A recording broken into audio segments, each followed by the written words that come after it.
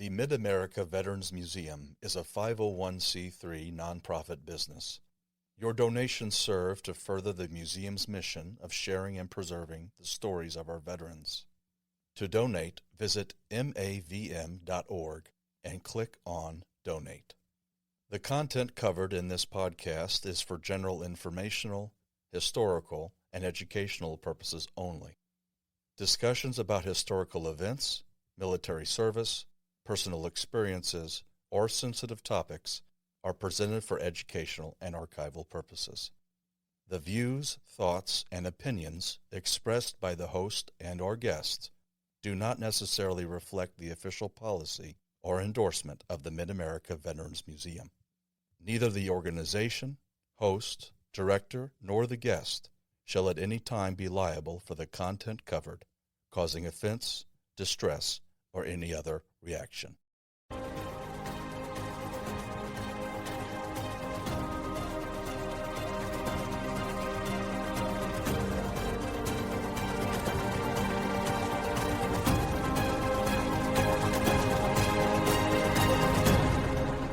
Welcome to the Operation Insight podcast from the Mid-America Veterans Museum with your host, Jason Galvin and Sergeant Ethan Gross. All right, welcome back, family. We are really excited for the guest we have in our studio tonight at the museum. Very, very tenured veteran of the United States Air Force and also a community leader here in the St. Louis region, who does a lot for our veteran population, and I'm ready to hear this story, and I'm ready to highlight it. Ethan, go ahead and kick us off. Yeah, tonight we welcome Master Sergeant Rebecca Tallman, United States Air Force, October of 1998 to November of 2018, 20 years and 1 day in service to the Air Force. Rebecca also serves as the Executive Director of the St. Louis branch of the Veterans Community Project. And they're doing some fantastic things down in the Jeff Vanderloo neighborhood in downtown St. Louis. I just drove by there today because I hadn't had the opportunity before to see the space, but I was able to see it today. And I was really impressed by the tiny homes and what you guys have done in that part of St. Louis. So I commend you guys for the work that you're doing for our community and for our homeless veterans. Thank you. So, Jason and I have, we went on for about half an hour or so. We're just so enjoying talking to Rebecca before we actually hit the record button. So I'm going to ask Rebecca to probably repeat some things that she told us while we were just chatting. But let's start from the very beginning, Rebecca, as we were talking about California and Monterey and the Bay Area up in San Fran. I'm a huge fan of California. I love that state. Obviously, there's things that are not good about the state of California when it comes to cost of living, prices, that sort of thing. But in terms of beauty, natural beauty, there's not many other states that can compare to California, in my opinion. So you were born and raised in, and I want to make sure I pronounce this the way you told me to pronounce it, El Sobrante. Correct. Okay. Yes. So tell us about El Sobrante and the Bay Area. Yeah. So first, thank you so much for having me tonight. I'm really excited about this. I've really enjoyed the conversation so far and looking forward to it.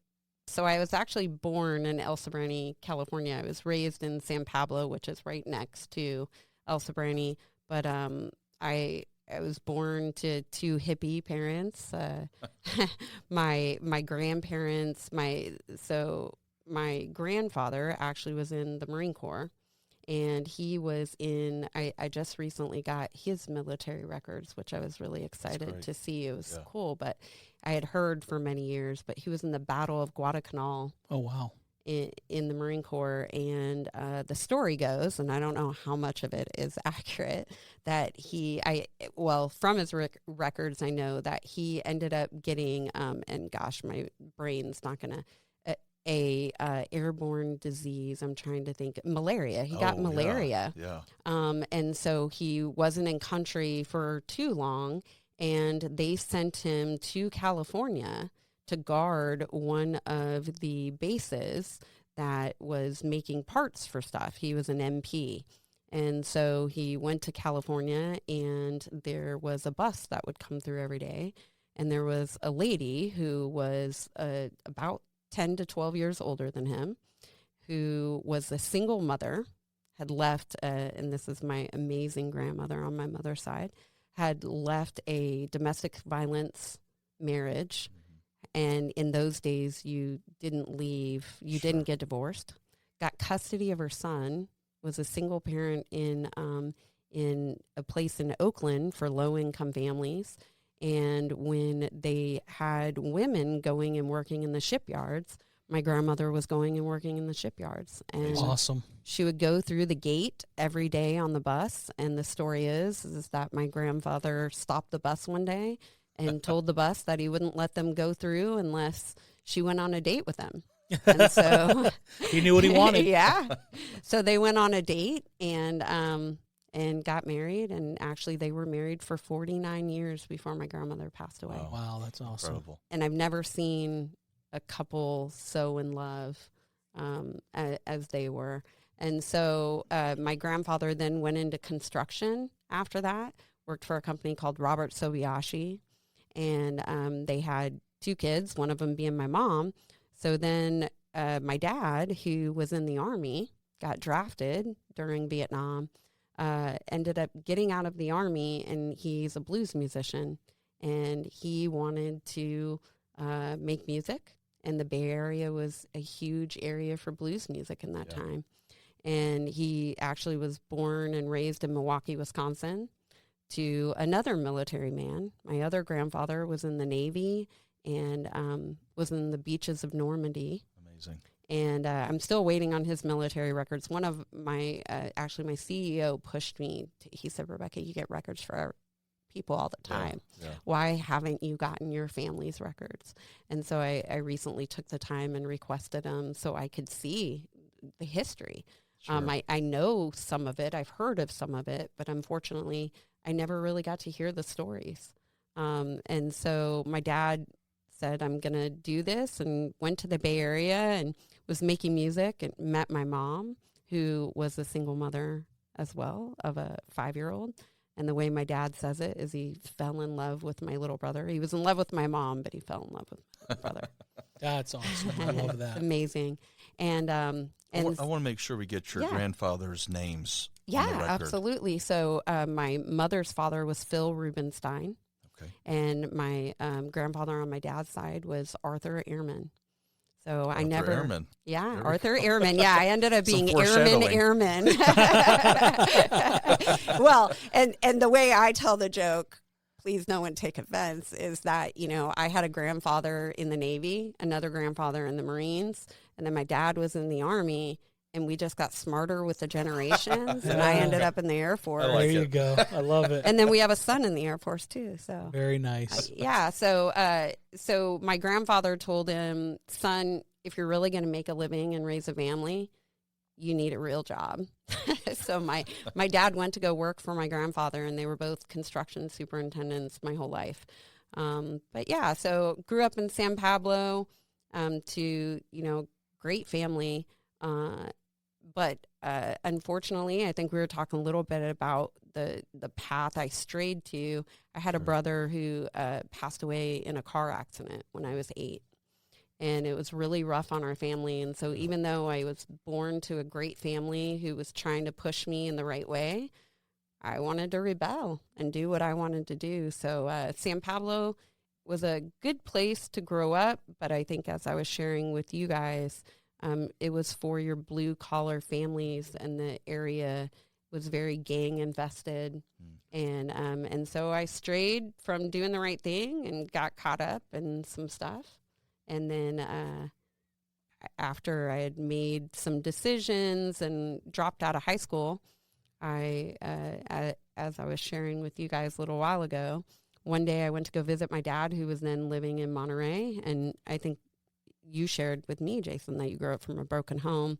My parents had ended up getting divorced. And my dad's dad. Okay, your dad's dad, My dad's family was a broken home. Okay, yeah. Mm-hmm. And so I was going back and forth between houses. And due to my brother passing away, it was just really rough. And unfortunately, he was a super smart guy. My brother was just like an amazing soul that everyone talks about him in a way that he had a very adult personality. He called my mom Nancy until my mom and dad had me, and he realized that was mom. Yeah. But very grown up from a very young age. And he was a foreign exchange student in France and went to France at 15 and ended up being killed by a drunk driver while he was in France. Yeah. Wow, that must have been devastating for you guys. It was. I think it was very, very difficult. And my parents had actually made a decision to get divorced right before that, and they hadn't told my brother yet. And so, so it was the 5-year-old young man that I was talking about. Gabriel was his name. I actually named my daughter after him. That's beautiful. Oh, wow. Yeah, and a very smart individual. What do you think drew you to the kind of the gang culture? I know you said you had some struggles and you wanted to rebel, but what was the initial draw that you felt to go in that direction? I think that when you're growing up in a neighborhood that all my friends were involved in it as well, it was accepting. I think that because of the loss of my brother, there was just so much going on at home that I was searching for acceptance. I was searching for something to be a part of. And my parents even tried to move us out of that area to get us away from it because the area had really declined. And yet I kept traveling 30 minutes back to where my friends and that environment was. And so I think it was just really searching for acceptance, and probably the same reason I joined the military. Well, thanks for sharing that part. I hope you don't mind. I want to get back to the Monterey part because we share that in common. And I love talking about Monterey. But, and I'm not going to hold you to like an expert answer. I'm just curious.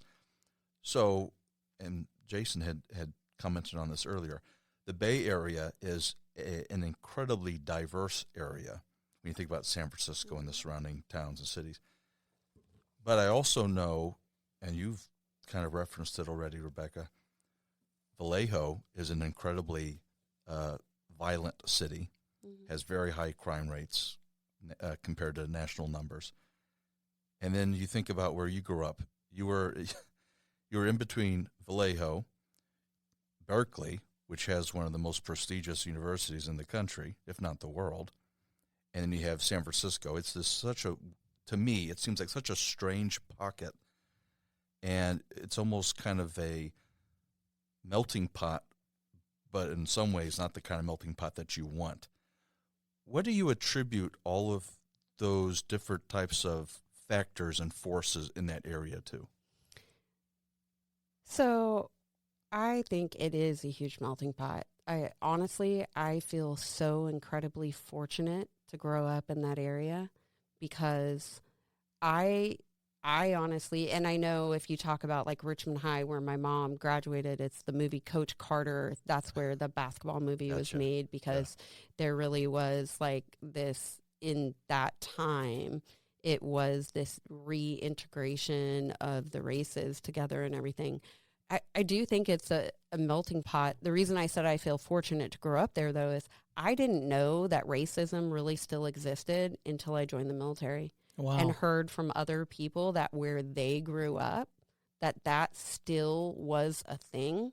I grew up in San Francisco to two hippie parents. My dad's a blues musician. I grew up with every different race and culture. And also, like, my mom's best friend growing up was gay, right? And, like, at that time, that wasn't everywhere. It wasn't accepting everywhere either. Yeah. So I feel like California is such an amazing place because of all of those different cultures and backgrounds.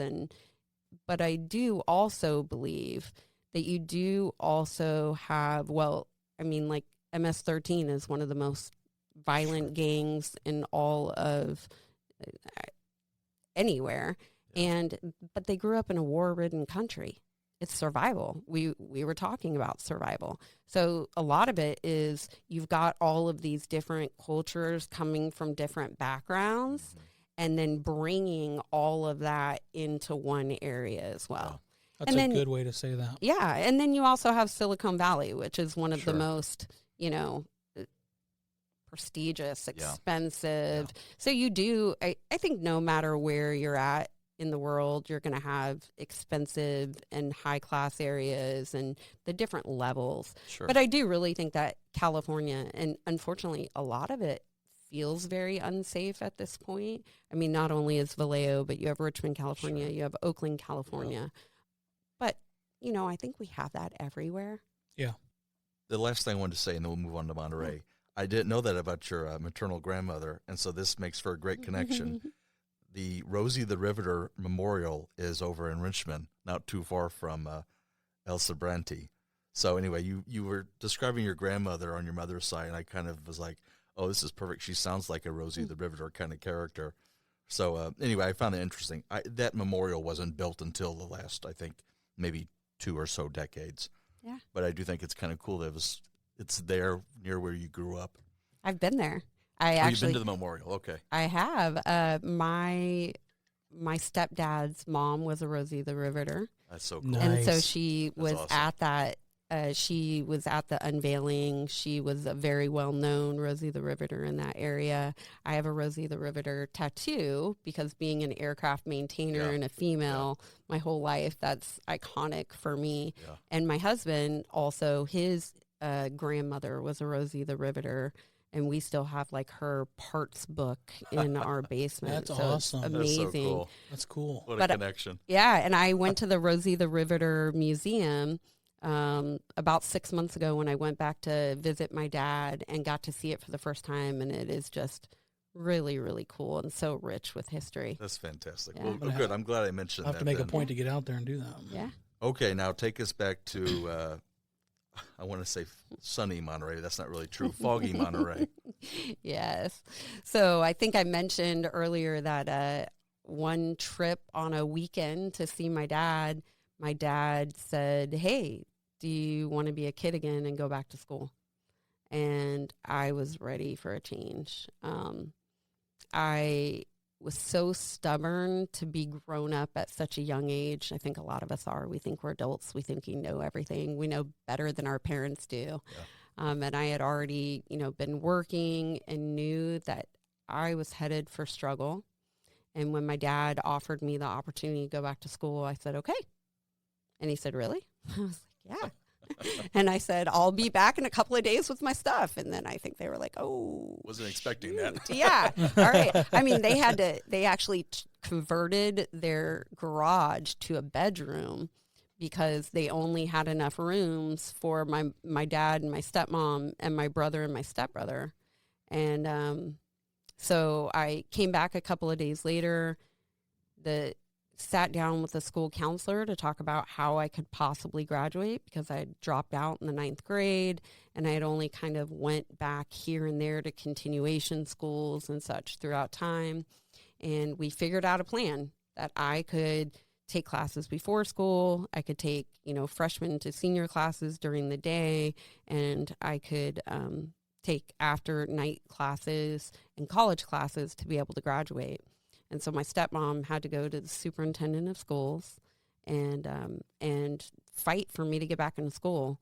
And we sat down and we went through the plan. And I had this amazing counselor who, when I was just recently in Monterey, I went back to look for her, couldn't find her, was having a hard time. I was asking my brother, what was her name again? But she was this little old black lady, and she was just so feisty.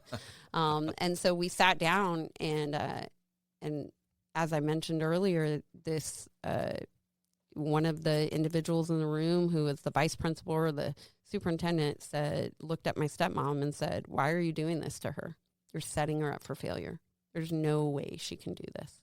And I said, you just made the biggest mistake ever. Challenge accepted. Yeah. Let's do this. So I started going to school and really focusing on it and paying attention because I wanted to get out of there. I wanted to see the world, and had an opportunity to take the ASVAB, and then all these recruiters came talking to me, and I don't think I said this earlier, but it was funny. The Army recruiter came talk to me, Marine Corps recruiter, the Navy recruiter, and I figured that the only one that didn't want me was the Air Force, so I wanted them. So I sought them out, and I had a record because I had been caught in a stolen car. I had had my license suspended. I'd done all kinds of stuff, and at the time the Air Force wasn't hurting for numbers. So the Air Force recruiter said, "Yeah, I don't think you can come into the Air Force." And I said, "I bet there's a way." And so he said, "Well, we could try and get a waiver to get you in." And I said, "Okay, let's do it." So we did a waiver, joined the delayed enlistment program, and then left for the Air Force in October of the next year. That's awesome that you got the waiver. Yeah. And remind our audience what your grades were by the time you graduated. I was on honor roll, getting almost a 4.0 GPA. Nice. My dad was very frustrated with me because he said, "You could have done this the whole time." Why'd you make it so hard for us? Yeah, he contributes his bald head and gray hair to me. I did not make life easy. Did not make life easy. So the AFSC that you, here, tell me this because I don't really know how it worked back then. Did you get to choose it, or was it something that was assigned to you? So when I joined, when I went to MEPS, they gave you a description of jobs. I knew that I wanted to work on aircraft. I was really interested in that. Yeah. I had scored well on the ASVAB in certain areas where my recruiter told me that would be a good path for me.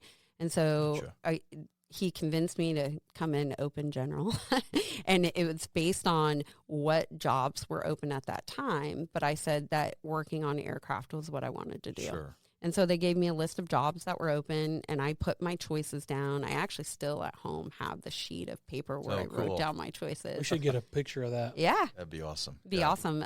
And so I chose communication and navigation systems, which is communication and navigation on aircraft, radios and the navigation equipment on aircraft, and I chose heavy aircraft.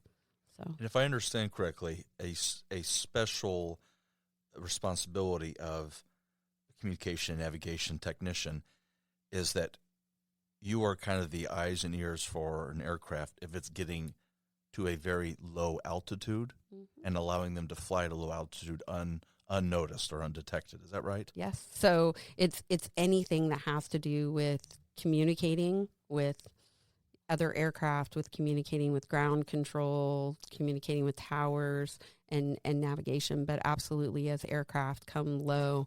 But it's interesting because you did research, you think about that. I think when you're a kid doing that kind of work, you never realize the gravity of what you're doing. I don't know that that's the case for everybody, but I laugh now thinking back to as young 20-something kids, we're going out partying, and then the next day we're working on $1 million aircraft. Multi-million-dollar aircraft. Yeah. Putting it in the hands of kids, right? But look how far we've come. Right. But I mean, that's what you're tasked with as an 18, 19-year-old.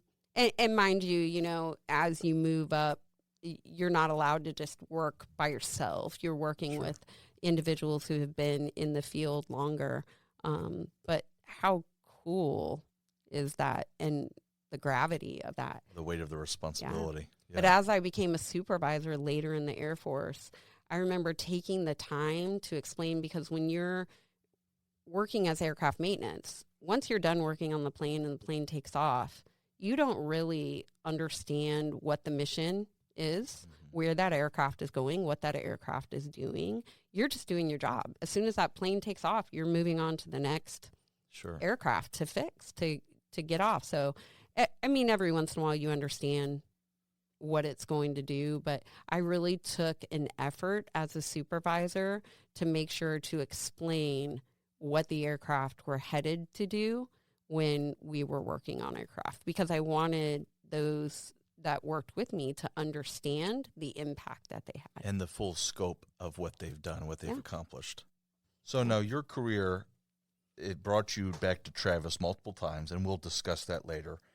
And you also spent time at Rammstein, Mildenhall in the United Kingdom, and March Air Reserve Base back in California. But before all of that, you were at Lackland, is that right? That's where we all start, is Gotcha. Lackland Air Force Base. So what I'm curious to hear about is, you've already told us, you've been very honest and open about it. Schooling was not your strong suit until all of a sudden it was, and you put your mind to it, and you were really good at it. So tell us about the experience of having to learn your trade craft in the Air Force. Was that an easy process for you? Did it come easily to you, or did you struggle with some aspects? No, I actually think, like a lot of others, so my recruiter did prepare me going into basic training and said, look, from day one, their job there is to break you. That's their job. Their job is to yell at you. It's training. So he prepared me for that. So I felt like going into basic training, I showed up to basic training with only white T-shirts and jeans, right? My recruiter did a really good job of preparing me for what it was. And I got to basic training. I ended up as the dorm chief in charge. I mean, I think that's, as I go on in life, that's kind of my personality, is to take charge, right? I'm very outspoken. Ended up as the dorm chief, even though my recruiter told me don't volunteer for anything. I didn't volunteer for anything, and then I was voluntold. Yep. I feel like everybody else volunteered and got these other jobs. And so, but 6 weeks, I enjoyed it. Tell us what the dorm chief had to do. Dorm chief was in charge of making sure that everyone else was doing what they were supposed to do. Okay. All right. Yeah. And so, and then probably maintained a roster, I'm guessing. Yep. Checked in with everybody, made sure they were doing, the job of the chow runner to go make sure you were the one. And funny enough, we had a sister flight and a brother flight. And then the dorm chief was in the very back of the flight. And my brother flight, I wish I could remember this guy's name, but we were like two very opposite people. I'm this short, even though my last name's Tallman. I always say I'm a short woman, but I married a tall man. Yeah. But he was a very tall African-American guy, probably like, I want to say he was like 6 something, and here we are in the back of the flight, and I'm one of the shortest. But my TI the whole time was good to me as well. I'll never forget, he was a aircraft maintainer as well. Really, like, you're there to fear them, but they were great. RTIs, I felt like, did a really good job of also being nurturing. And then very far into the process, like 5 weeks of our 6-week training, I remember all of a sudden he got really mad. We failed a dorm inspection by, like, we were going up for honor flight, and we failed the dorm inspection. Like, 5 demerits is a lot. We got something like 65 demerits, right? So, but it didn't make sense. And so all of a sudden, after we got all these demerits, he started ignoring me and would call me over to someplace. And then right as I got there, he would walk away. And I was like losing it. I'm like, what is going on here? And this plays into what you were saying, like how I adapted. Yeah. So finally, after a couple of days, I go to his office, and I'm standing outside of his office, do my reporting statement, stand in front of his desk, and I start breaking down crying. And I'm like, I'm so sorry, I failed you. And he's like, oh, that's all I wanted. And I was like, what? He goes, it's never taken me so long to break someone. Oh, my He was like, that's all I wanted. Oh, man. That's cold, man. That's cold. All it was. That's all it So was. he probably failed you on purpose. Absolutely. There was no You guys could have been way. the honor flight. I believe so. Oh, my gosh. Yep. I believe He so. did make a Interesting. point. Yeah. That's awesome. So then I went to training so our tech school to learn communication and navigations is one of the longest out there. were in training for 9 months. Oh, wow. Yeah. That's So a you long look time. at like your air traffic controllers are 6 weeks at Keesler Air Force Base, which was in Louisiana, Biloxi, Mississippi. And then, we were there for 9 months. And Wow. so from day one, it was interesting because I very quickly realized that I wanted to do this. And I decided that there had never been a 4-star female general. And from day one, I was like, I'm going to be a 4-star. I'm going to be a 4-star female. Why has no female cool. ever been a 4-star? Yeah. Right. And so I decided that. And I remember an NCO at that time, an enlisted NCO said, why do you want to do that? Why not Chief Master Sergeant in the Air Force? There's also never been a female Chief Master Sergeant in the Air Force. Yeah. So I kind of changed it up a little bit, but I knew from the time that I was in tech school that I wanted to make a career out of it. You wanted to break barriers and exceed. Yep. Yeah. And you already knew that you really enjoyed being in the Air Force. I did. Yeah. Went from, I think, seeking that acceptance and that family in the gangs to then doing the same thing. It's a camaraderie. You meet people from all over and you make fast friends because you go through something together. And so, I knew very early that's what I wanted to do. I want to hearken back to something that you mentioned that just dawned upon me. You had said one of the special things, and I agree with you, I think this is a special thing about the Bay Area. A special thing about the Bay Area and growing up in that sort of melting pot of cultures is that racism is something that you're not really even aware of because you're surrounded by people of all types of colors and different creeds. But then you said that you didn't know racism was a thing until you joined the military. Yeah. When did that point occur? I remember having a conversation with someone in tech school that had grown up in Texas, in a part of Texas, and finding out, like, someone made a comment. And I was like, I was blown away. I was like, excuse me? Like, that's not okay. Like, you don't say, and coming to find out that they came from a family that was racist. And that's how they were raised. And it just blew me away because that was never a thing that my grandparents were, my grandmother, I didn't find out until later after she passed away, but my grandmother volunteered for over 100 different agencies. She would serve at the soup kitchen. My mother has stories of my grandmother and my grandfather, and we talk about breaking barriers. My grandmother converted to Judaism to marry my grandfather and then became one of the first female presidents of a temple on the West Coast. How about that? But she was a very strong woman. And my mom even tells stories of when she lived in Oakland, she would babysit other kids from the area. And my mom said that one time they went to the grocery store and she had, 3, like my mom and her brother, and then a couple of other kids from the neighborhood. And one of them was Asian, one of them was African American, and some lady made a comment.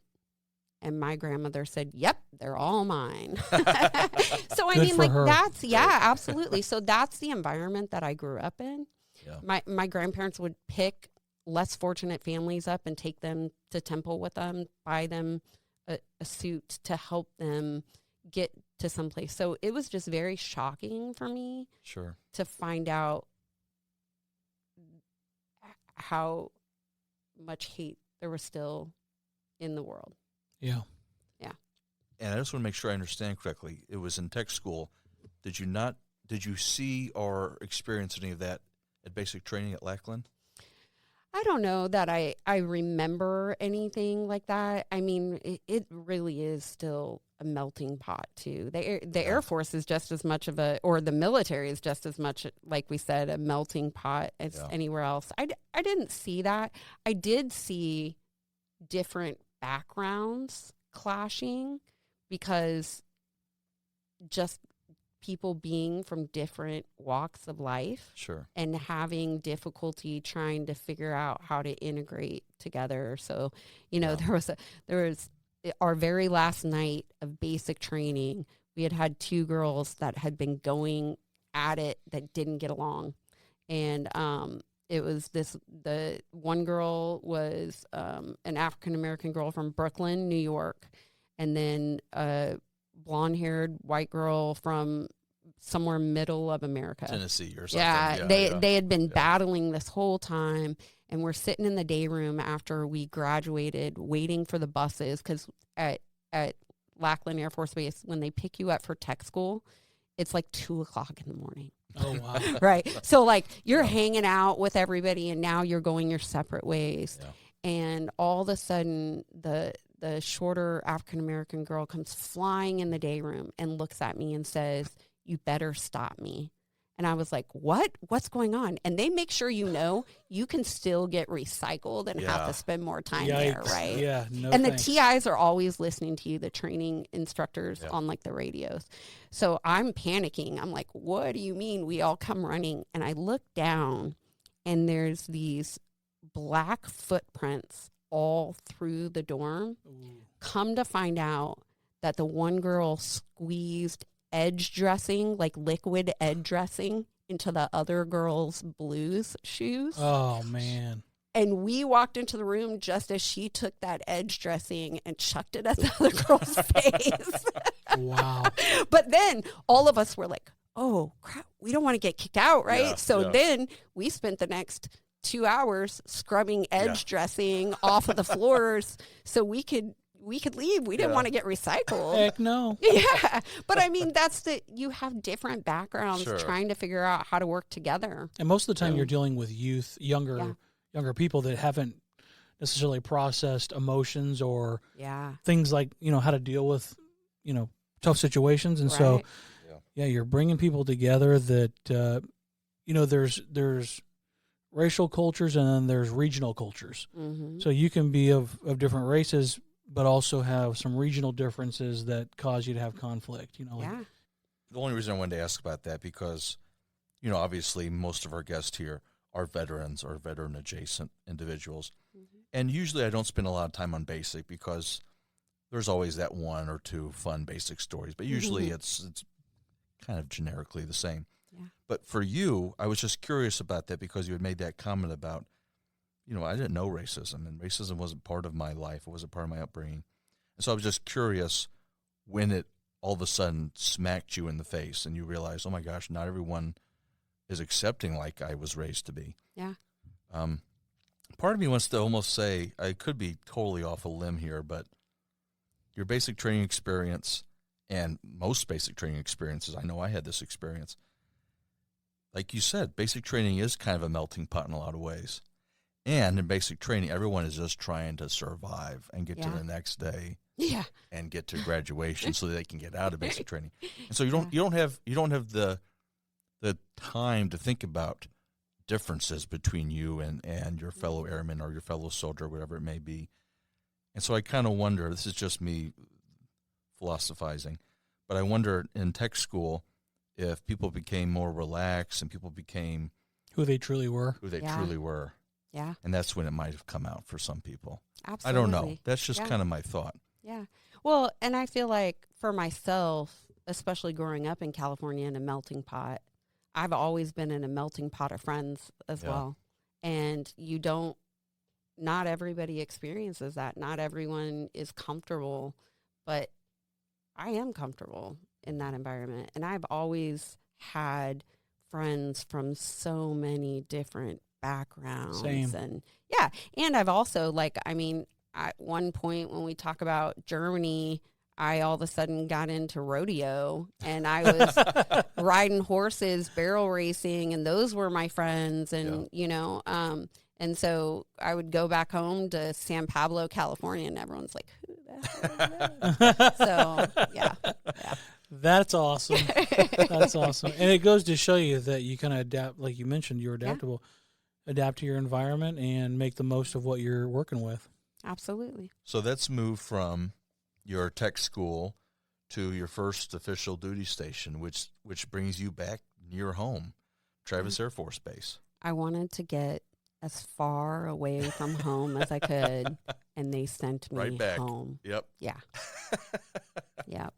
So now you were only there for about a year, if I remember you saying correctly. Is that right? I was. So one of my NCOs at that time told me that I should get out of there because Travis was a place that people got stuck.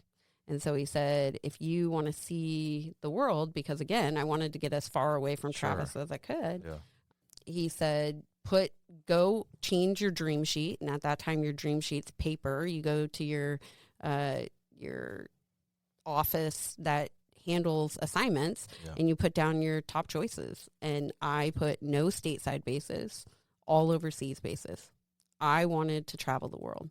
Yeah. And I was very fortunate in the sense that my dad being a blues musician, and he played with some very famous blues musicians. He traveled the world my whole life. So when I was, I think my 4th birthday party, my dad was touring Europe with a gentleman, John Lee Hooker, who sings a song. Cool. Yeah, Boom, awesome. Boom, Boom. Yeah, he was on a majority of John Lee Hooker's albums. That's incredible. That's awesome. Yeah.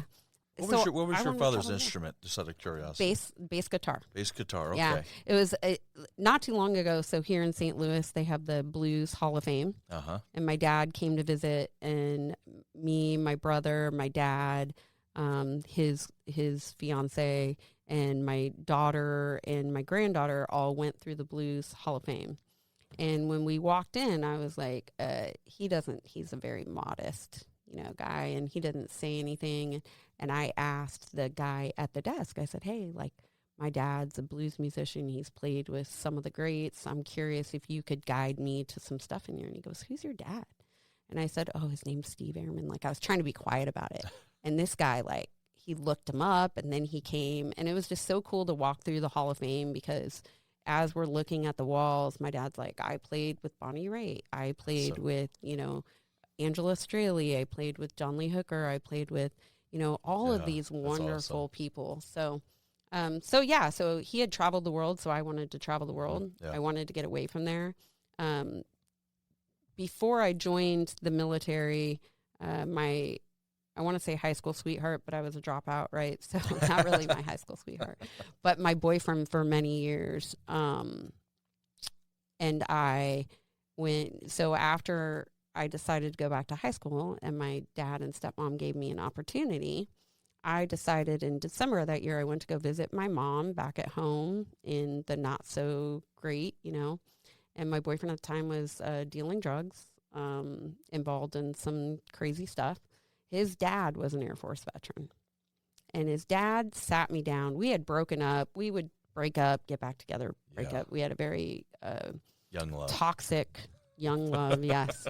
And so we sat down, and his dad said, hey, so you're joining the military. More likely, you're going to go away from home, and that's going to be really lonely. You should get married, and you should take Junior with you. Oh, my goodness. And I was like, oh, okay. I was in love, right? So December, I'd already turned 18. We went to Nevada and got married. I went home on New Year's Eve. New Year's Day, I asked my dad to go for a walk and said, hey, Dad. Oh, gosh. So Junior and I got married. And my dad said, no, you can't. I said, no, you don't understand. We already did. It's done. Yeah. And he said, okay. So we went home, and you've heard a little bit about my stepmom, but we got in the house. My stepmom was upstairs sleeping, and my dad came in the room, and he said, what do you think you're doing? And I said, what do you mean? He goes, you're going to go tell Debbie. And I was like, I ain't telling Debbie. He's like, yeah, you are. So I went upstairs, I told her, and she said, get out of my house. Wow. You think you're an adult? You want to be an adult? Go be an adult. And kick me out. I understand now as an adult why she did that. I was mad for a really long time, but I understand why she did it.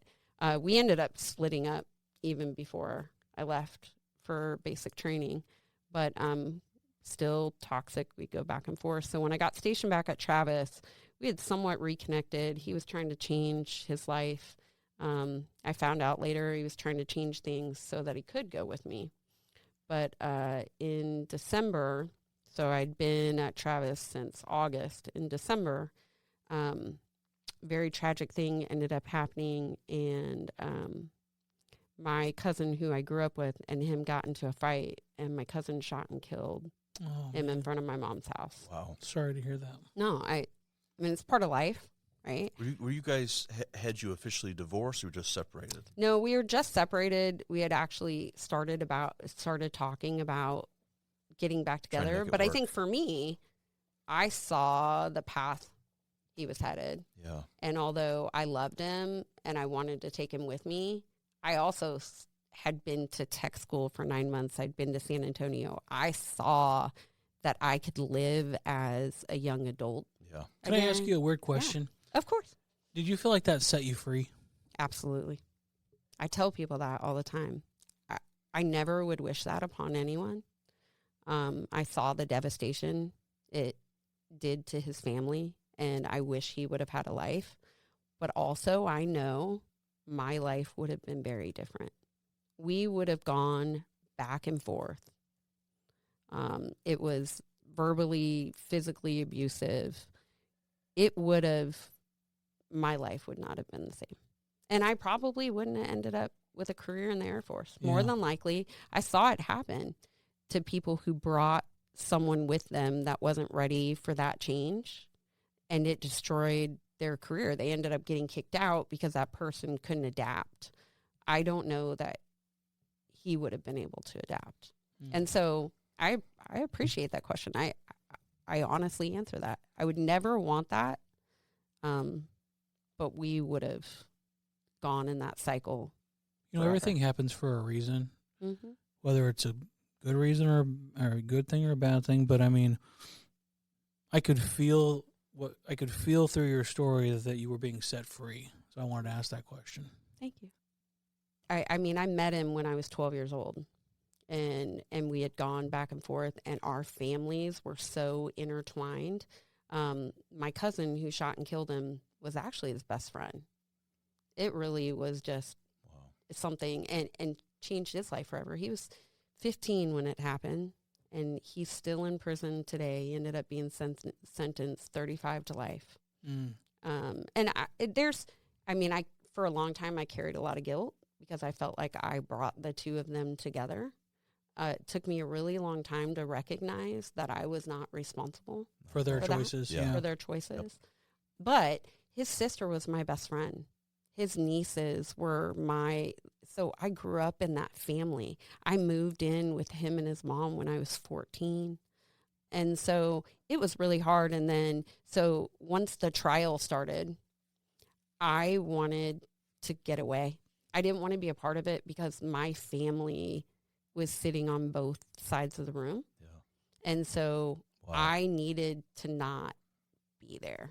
And I was afraid, too, that they would use our toxic relationship and try and spin it that my cousin did it for that reason. Sure. To justify it. Yeah. And so actually, like, my aunt who raised me a lot of the time, who was living in the home when it happened, that was her son that did it. She, like, her and I were extremely close. She was always so proud of me. We went a couple of years without talking. I went years without talking to his family. His sister, like, I did talk to them at first. As a 19-year-old kid, I went in massive debt to pay for the funeral. I was there at the time, even though we were separated, like, we had been together so long. Wow. And so, but I couldn't wait to get away from that. Yeah. Because. So you bore the financial cost of that? I did. Yeah. Wow. Almost $20,000. The military didn't do anything to help you at that point, or there was some aid there. I think ultimately I'd have to look back at it. I think I ended up going somewhere between $14,000 and $15,000 in debt. Is there any casualty assistance as far as emotional support when it's a spouse like that, even though you were separated? There is, but so I initially wanted to ignore that it had even happened. Okay. I was so close to home, though, and I had this amazing first sergeant who, these days, first sergeants typically aren't E9s, But back then, every once in a while, you'd get a crusty old chief. And I found out later why he was in that position. I mean, he had lost rank twice, thrown a buffer down the stairs, broke a lieutenant's nose. Wow. Definitely crusty. Yeah. But I think I'd shared with someone at work that this had happened. Because I needed to change my status in the system and go through all of that. Yeah. And so I shared, and my first sergeant got wind of it. And I didn't want to take any time off. And it was over the holidays. So I was just going to make it work. And I was afraid to tell anyone, really. I mean, I was kind of embarrassed. And so my first sergeant ended up calling my mom, getting my mom to come to the base. He sat me down in a room with like my supervisor and all this. And I had, at that time, again, I was striving to always do things. So I was heavily involved in like holiday party planning and doing all this stuff. So the command knew me.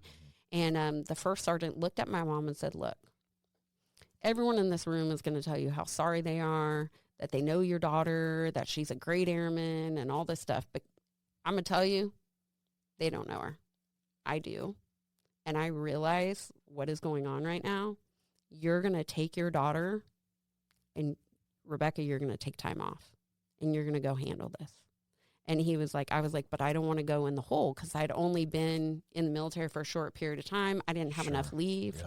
And he said, well, you know what? During the holidays, we'd let you go home early on this day, this day, this day. And he was like, I'm going to send you home for 2 weeks. And ultimately, I think you'd really only be at work one of those days. So we'll charge you 1 day of leave. Wow. He was like, you're going to go. And he made me. And then he connected me to the Air Force Casualty Assistance to try and help me get some money to pay for that. And so I'll never forget that. That's that was huge. Yeah. That's awesome. But then when Great I came, advocate. Yeah, absolutely. Wonderful NCO taking care of his troops. But then when I came back to work, I was afraid to tell anyone that I mentally was not doing well with it.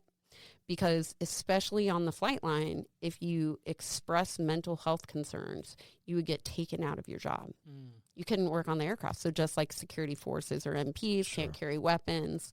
And so I remember knowing enough to know my supervisor had mentioned like having a dream. My supervisor said, you're going to go talk to mental health. So I went and sat down in mental health. And I remember that I knew how to answer the questions in a way that wasn't going to flag anything. Yeah. Yeah. And so I just stuffed it down. And I tell people now when they're dealing with something, if you don't deal with it today, I promise you, you'll deal with it at some point. You will. And so like 15, 20 years later, I realized why a lot of my relationships were failing because I had this horrific trauma that happened that I ran from. Yeah. And I got remarried within, I think, like 2 years. I'd have to look at exact dates, but I rushed into a relationship because I just wanted to move past it. Sure. Yeah. And then that's some serious humor. PTS, you know? Yeah. This is moving into the future and we'll come back, but I'm wondering, did that have an effect on your struggle to transition back to civilian life 20 years later? I think the mental health piece. Okay. Yes. And I did, like I mentioned, carry a lot of guilt. Yeah. I had not dealt with any of that guilt. It all just compounded. Yeah. And I think the first time that I talked to my cousin, and I say cousin, sorry, it was my mom's best friend, but in that area, we're all family. Jason right? and I get it. Yeah. Yeah. But I didn't talk to him for the first time until right before I retired from the military. His little sister, who was 10 or 12 when it happened, and I stayed really close through life. She looked up to me. She was my little cousin. I was always, looking to make sure that she was okay, because now especially I realize that poor kid bared the brunt of all of that, because not only did life change in that moment, she lost her brother. Her other brother, who was our best friend too, was struggling with it. Her mom lost her son, and her, my husband was very close to our family. I just up and left. And so this poor kid who was, 12 years old, her whole life changed at that point. and she was left behind. Unintended consequences. Yeah. So I ended up talking to my cousin who's in prison right before I retired. That was the first time, because honestly, I thought he hated me.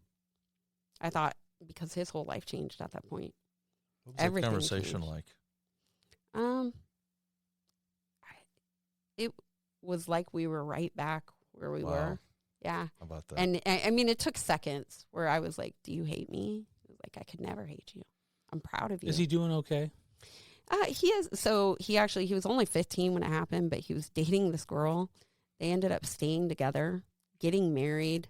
They've had 2 kids. Wow. He's still in prison, 35 to life, but they have 2 kids. And big picture wise, I think he's doing okay. I can't imagine what life's like. Yeah. And we talk about the streets of California and those being gang ridden, but in California, when you go to prison, you have to choose what gang you affiliate with. Mm-hmm. Yeah. So that's his life. It's even more prominent there because it's so close quarters and in your face 24/7. Yep. And your survival is dependent upon it. Yeah. So unfortunately, I don't know. Sentenced to 35 to life. I know he's got some parole coming up in the next couple years. I don't know what that's going to look like. We're getting close to 35. Yeah. I hope for his sake that he's able to get out. And I can't imagine what reintegration would be like, because we talk about reintegration after military service, after being in prison that long. I don't know what that would look like. Yeah. I hope for his sake, though, and his kids. Yeah. As a quick aside, just because I'm curious, so they charged him as an adult. They did. Yeah. And especially what they did was gang activity that we had been a part of. They were able to up his charges. Yeah. His brother that was there when it happened, the story was that they started arguing because my husband had brought in some guys there that they didn't know, and they started a fight. My cousin and my husband started arguing, and they had been drinking, and my husband pushed my cousin to stop him from going after those guys. And the gun fell out of his waistband, a gun that my husband had given him. And he picked the gun up, and someone else grabbed the gun. And when he pulled back, he shot him in the face. Accidentally, essentially. I believe so. Yeah. That's not how they portrayed it. Yeah. Not how they, and I mean, I even tried to, I remember you're young, you think you know everything, right? I even tried to call the lawyer and say, you guys are making a mistake. Like, this was we were all best friends. We grew up in the same house. Yeah. Like, there's no way he would have shot him. And they didn't see it that way. And I ran. I tried to get as far away from it as I could. I appreciate you telling us that. Thank you. That story and giving us that aside to your own life story. Yeah, that's part of what makes you who you are. It's exactly. Absolutely. And it's a great demonstration of all the other things that go on in the life of a service member. There's so many other stressors, and there's so many other outside external factors. So anyway, good point, man. Good point. Thank you, Rebecca. No, thank you. Okay, let's get back to the rodeo in Germany. Yeah, talking about two sides of the coin. Talk about two sides of the coin, right? See, I'm afraid. I feel like we could be here all night. I actually, one of my coworkers, Chris Mendez, who I don't know, you guys may know, he's my director of operations. Chris is amazing. He's an Army combat veteran. He has been in the nonprofit space for a long time. He lives here in St. Charles. He's a part of a lot out here. We need to get his contact info. You do. Yeah. So him and I talk a lot. He's got a ton of stories, but like the other day he looked at me and he goes, Rebecca, I have never met someone in my life who has the stories that you have. And sometimes to me it even feels like I'm like, oh my gosh, like, it's just crazy. It's a crazy life. But he's been trying to get me to write a book, and I'm like, This might be the beginning of that. One day. This will be the foreword for that. That's right. Yeah. But I jumped right into rodeo, again, looking for a group, looking for acceptance. Dated a guy, and that's what he was doing. And you're a chameleon. You adapt. Yeah. The very first time I rode a horse was in an arena, barrel racing. They had trained horses. An Army veteran who loved rodeo had gotten out of the Army, had become friends with some German folk in the area who loved riding horses, and he brought rodeo to Europe. That's and cool. So it was amazing. Awesome. So we would actually travel all over Europe, and they would set up rodeos in different areas. And on the weekends, so they would have a crew that would travel ahead of us that would set up the arena, and we would put on shows for the public. You were part of the traveling show, Yeah. the traveling rodeo. Yeah. So How every cool is that? weekend we'd travel sometimes for 8 hours to get to a rodeo. And that was our family. Like, we would travel, we would camp That's wherever we were rodeoing. So I started rodeoing with them, got heavily involved in it, traveled all over. Ended up, at that time, like 9/11 happened too. So it became harder because originally we would travel to bases and the base would be open. So Sure. not only could the Americans attend the rodeo, but so could the Germans.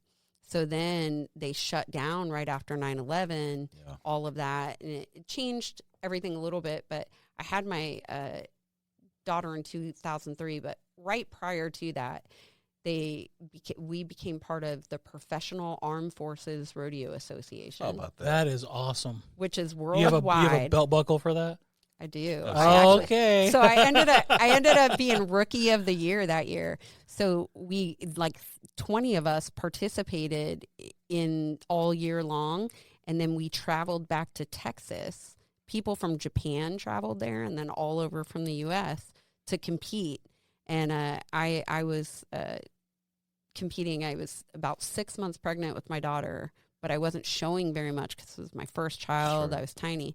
And I remember the night after, like, the rodeo, somebody asked to buy me a drink. And I was like, I can't. I'm pregnant. And they were like, what? That's not fair. You're riding for two. So, yeah.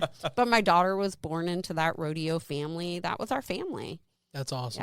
Yeah. It was amazing. I want to just do a really quick aside since you mentioned the effects that 9/11 had on base security. Yeah. I really want the audience to hear the story about your stepmother calling you right before 9/11. Tell us that story. Yeah. So you and I were talking, Ethan, because you went to the Defense Language Institute, right. which is in Monterey, California. And I was talking about how Monterey is split between two. And in order to get from one side of town to the other, you used to drive through the Defense Language Institute. And when I was in my senior year of high school, I lived right outside of the DLI, is what they call it. And mind you, that's where they train all of our world's linguists, Yeah. right? All the branches. Correct. Yep. Yeah, I was going to say all the branches go Yeah. there.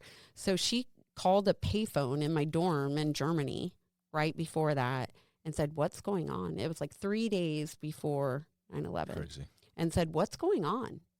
And I said, what are you talking about? And she said, the whole base just shut down. And they won't let anyone through. And I was like, I have no idea what you're talking about. And then 3 days 3 later. days later, 9/11 Wow. happened. So we were just talking about how I'm sure we didn't know exactly what was going to happen. But when you're training the world's linguist, they knew something. Any threat's a credible threat. Right. I'm glad. I'm That's such an interesting.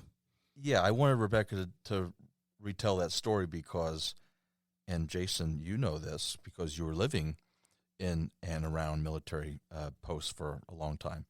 Yeah. Before 9/11, military post bases, whatever it was, they were open. Mm-hmm. And the security restrictions were, to my understanding, Minimal. almost Yeah. non-existent, minimal, Yeah. yeah. And 9/11 changed all of that. Absolutely. So anyway, I thought that was a really incredibly interesting story that you had told us earlier, Rebecca, about the real world impact of even before 9/11 happened, just 3 days before, because the threat was there. Yeah. Well, it's actually one of the my second marriage. I was the guy that I was dating that was rodeo, my oldest daughter's father. He was Army, stationed at a base about 45 minutes from Rammstein. And if you don't know Rammstein is the largest at that time, Sure. the largest American community outside of the United States. Oh, I did Wow. not know that. Wow. Yeah, Kaiserslautern Air Base is a command base. It's a huge base because they were talking right after 9/11 happened, they were going to do what's called a NEO, which was removing all non-essential personnel out of the country. Yeah. And there was no way for them to do it because if I remember right, I mean, it was more than 10,000 individuals, and there was no way to do it. So right after 9/11 happened and the base shut down, you talk about risk.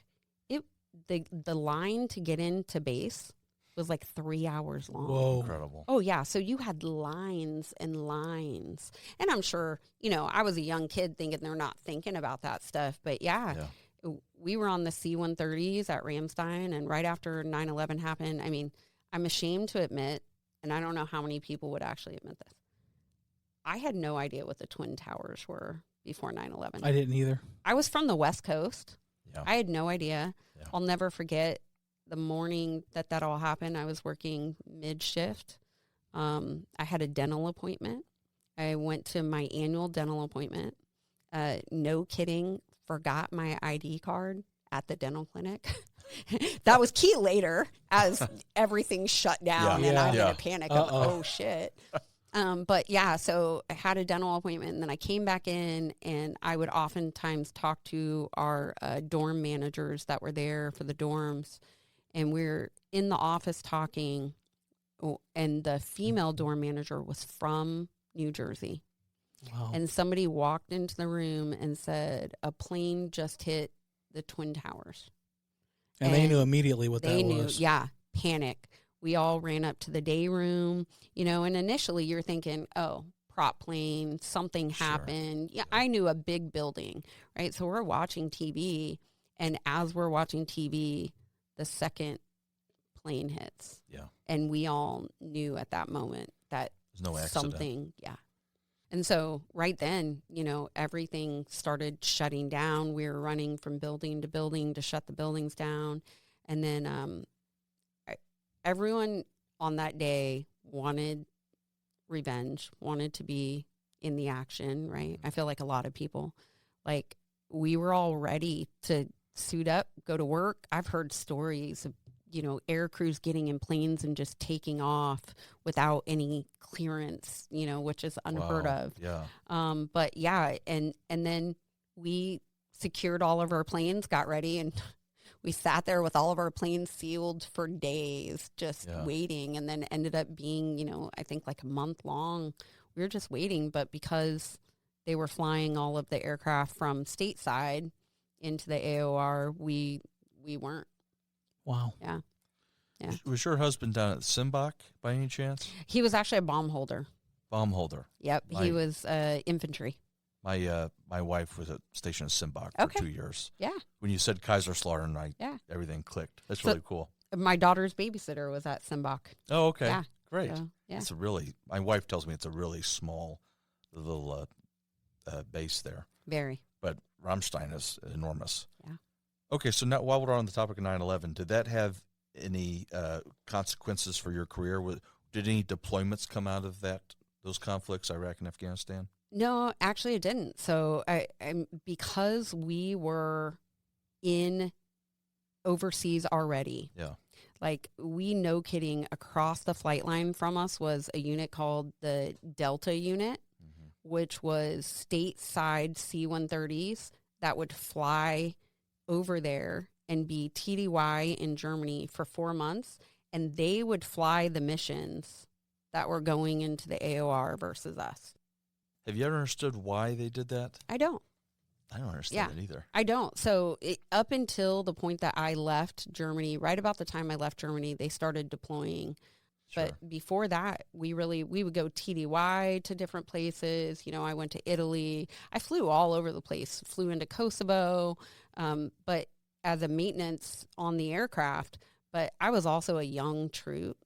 And so they wanted your higher level experience. They want to take the least amount of people, people who have what they call Red X qualifications to be able to go do that. And I was begging.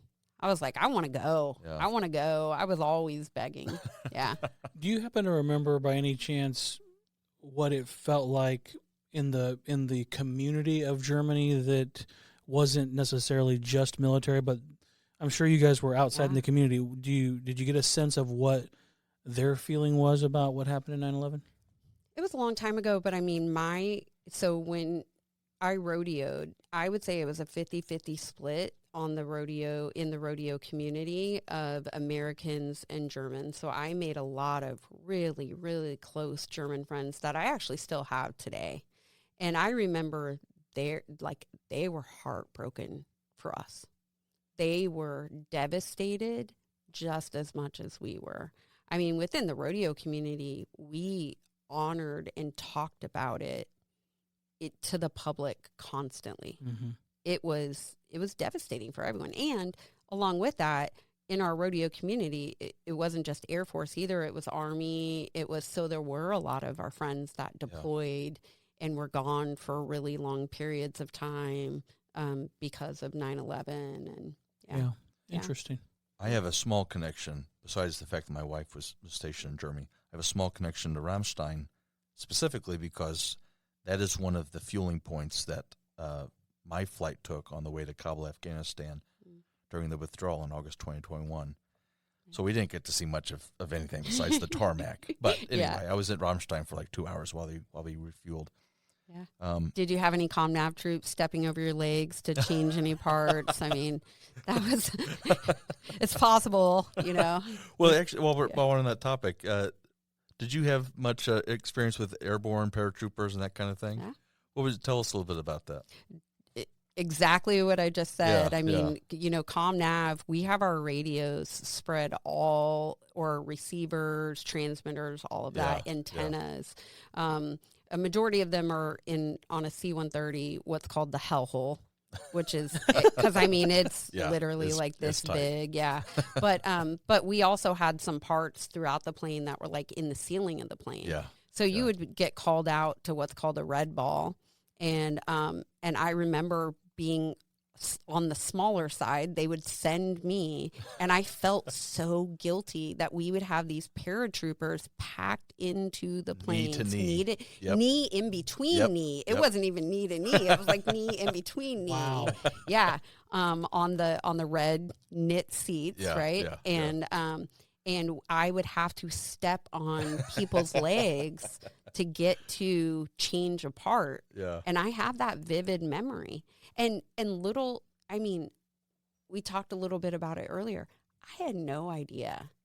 I really had no idea until way later in my career that it was paratroopers that were headed in or out of the AOR. And I mean, I knew I felt guilty that I was stepping on people's legs, but I had no clue. Yeah.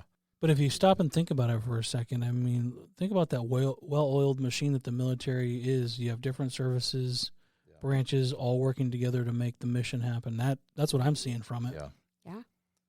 You mentioned your daughter. What's your daughter's name? Gabrielle. My oldest daughter is Gabriella. That's right. Yeah, named after my brother. Of your brother. Yeah. That's right. And she was born in Germany. And then I have a younger daughter, Haley, who was born in England when I was stationed there. Perfect. Nice. So that's a great transition. So, Mildenhall, not far from Cambridge, if I understand, a little bit northeast of Cambridge. Tell us about your time at Mildenhall. Yeah. So actually, in between those two, and I think I didn't write it the way, but I was back at Travis again. Oh, that's right. You went back to Travis. Yeah. Okay. So in a really cool unit there called, at that time it was called Talsies. And it was an odd assignment. So it was a ground radio job. And for some reason, no one knew why they used aircraft communication and navigation systems to work on ground radios in this unit. But they were a mobility unit. So what the Talsi did was go into places that didn't have an airstrip and set up an airstrip or an airbase. We would come to Fort Bragg and do large package week or the exercises there from the Talsi. I worked on what was called a MARC, which is a mobile air radio command. And we would go into air bases and set up. And again, we go back to, I struggled with this for a very, very long time. You asked about deployments. I always begged to go. Like when I was in the Talsi is when Hurricane Katrina happened. I begged to go, couldn't go. It's also when the tsunami happened. Sure. A bunch of my friends went, and I wanted to go so bad. And I remember I had a old school NCO at that time. When I asked to go to the tsunami relief, I was told no because I'm a mom, and I needed to stay home with my kid. I was going to ask if the reason had to do with your gender. Mm-hmm. It sounds like it completely had to do with that. Yeah. And we may or may not get there, but I think that weight later in my career, after I retired, it was a huge factor for me that I feel like a lot of women in the military deal with. Yeah, they sure do. They're held back. They're held back from opportunities. It's purely because they're women. Or one thing that I experienced is, as a woman, I felt like I needed to work hard, sometimes harder than my counterparts, to stand out, and prove myself. And then also, I was told every award I ever got, every rank I ever achieved, even though I know that I achieved it by hard work and everything that I put into it. Yeah. I was told I must be sleeping with someone, or it must be because I'm a woman, and so that was really, really, like, once I retired, I became so angry about that, because I was like, I worked my ass off. And not just that. No one teaches you to be a mom. No one teaches you to be a wife. To be in the military, you get evaluations every 6 months, every year. Mm-hmm. You are told exactly what you need to do to succeed. So I threw myself into my career because I knew how to excel. Sure. It was written out for me. Makes perfect sense. What I didn't realize, I was using that as an excuse not to be present as a spouse or not to be present as a mom. And so then when I retired and all of a sudden I want to be present, I want to be a mom. I'm retired now. This is my, now I have time for it. Now I have time for it. My kids were like, who do you think you are? Like, what do you mean all of a sudden you want to show up and do it? So and then I was angry because I was like, for 20 years, I dedicated my life to that. And right before I retired, one of my chiefs at that time said, Rebecca, and I didn't know this until after our conversation, he had a daughter that had passed away. And he said, Rebecca, family will always be there. Your career, the military, once you walk away, when you're done with the Air Force is done with you. Yeah. Right? We train to replace. That's what we have to do. Yeah. And so all of a sudden, you're not a part of it anymore. You're not needed anymore. But I had dedicated my life to that. Mm-hmm. And so it's all you knew for 20 years. It's who I was. Yeah. It was, I was not Rebecca. I was Airman Taft. Yeah. I was, Master Sergeant Esquire. Like, that's who I was. Yeah. Yeah. We talked about racism earlier, but now I feel like I have to ask about sexism. Mm-hmm. Was sexism a new phenomenon for you once you entered the military, or had you experienced any of that in California? I feel like I had experienced it in my life, but I also feel like I was so hard-headed and I was always trying to prove myself, and I was a tomboy. And, like, when I was in the gangs, I hung out with all the guys, sure. Right? Like, sure. So I feel like I was constantly trying to separate myself and not be a woman. Even though it was crazy when I talk about my grandmother, who was this amazing woman, but I found myself always trying to fit in with the guys, always trying to be one of them. And so I feel like I probably... It was some of it, but I didn't realize it. And nowhere on the scale that you then experienced in the Air Force. Right. Yeah. I'm sorry to hear that you had that experience. Oh, and thank you. That's never right. Yeah. it's part of, I mean, it's life. Yeah. It's part of makes me who I am. But I also think that one of the things I talk to other female veterans about too is that, and maybe I could be, I don't know what it's like now, but I think at that time, especially, so aircraft maintenance, male dominated career field. That's what I was thinking. I was one of few. Yeah. And so, but there were so many situations that were sexual harassment that we just chalked up to being one of the guys or whatever. Yeah, that's no big deal. That's what happens, right? I didn't realize until way later that it was not what okay. it was. I'm like, oh, the fact that my supervisor pulled out his junk trying to get me to touch it, and I just chalked it up as, oh, that's just whatever, whatever. Okay, just they wouldn't have done that to a guy. No, they wouldn't have done that to a guy. Wow. Yeah. And it would never been acceptable. No, but like, I didn't even. I just chalked it up to that's what it was. Yeah.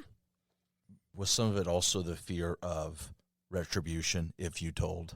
Absolutely. Yeah, that's what I thought. Absolutely.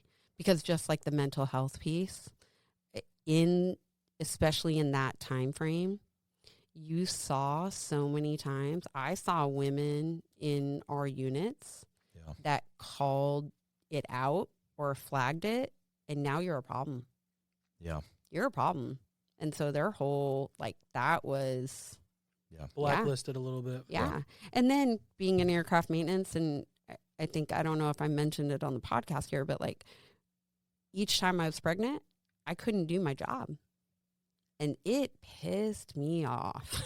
Like when I got pregnant with my second daughter, I tried to convince my husband, who was also an aircraft maintainer at the time, for me not to say anything, because the minute you say something, they have to pull you off the flight line.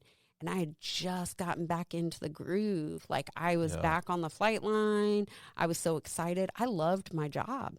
And I wanted to get promoted. I wanted to do the things I needed to do. I didn't want to be in the office. Sure. Right? So I was and he told me if I didn't tell them, he was going to.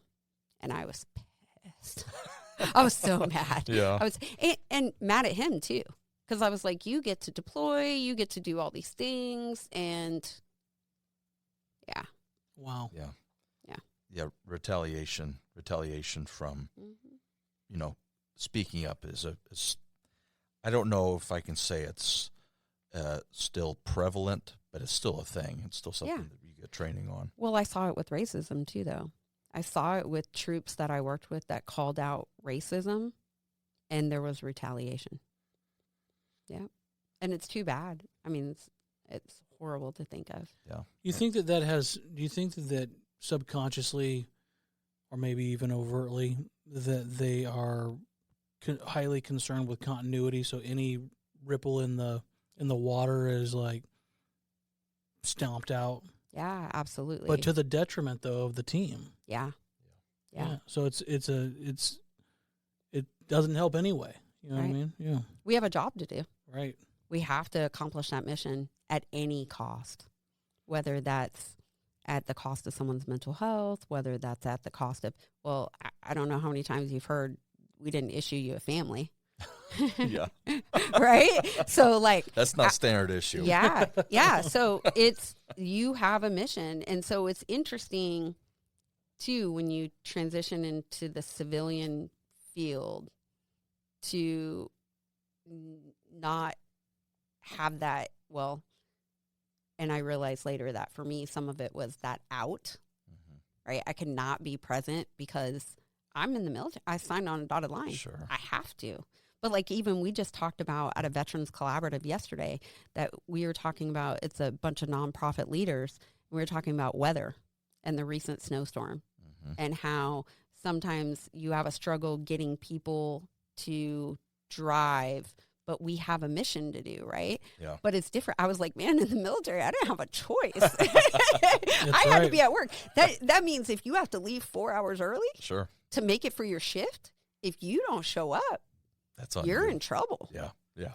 So there wasn't an option. Yeah. Yeah. 100%. Yeah. Thank you for reminding me. I forgot. Travis just keeps coming in and out of your career. Yeah. Okay, but then, so after that second stint at Travis, tell us about, I want to hear about specifically one thing from your time at Mildenhall. Yeah.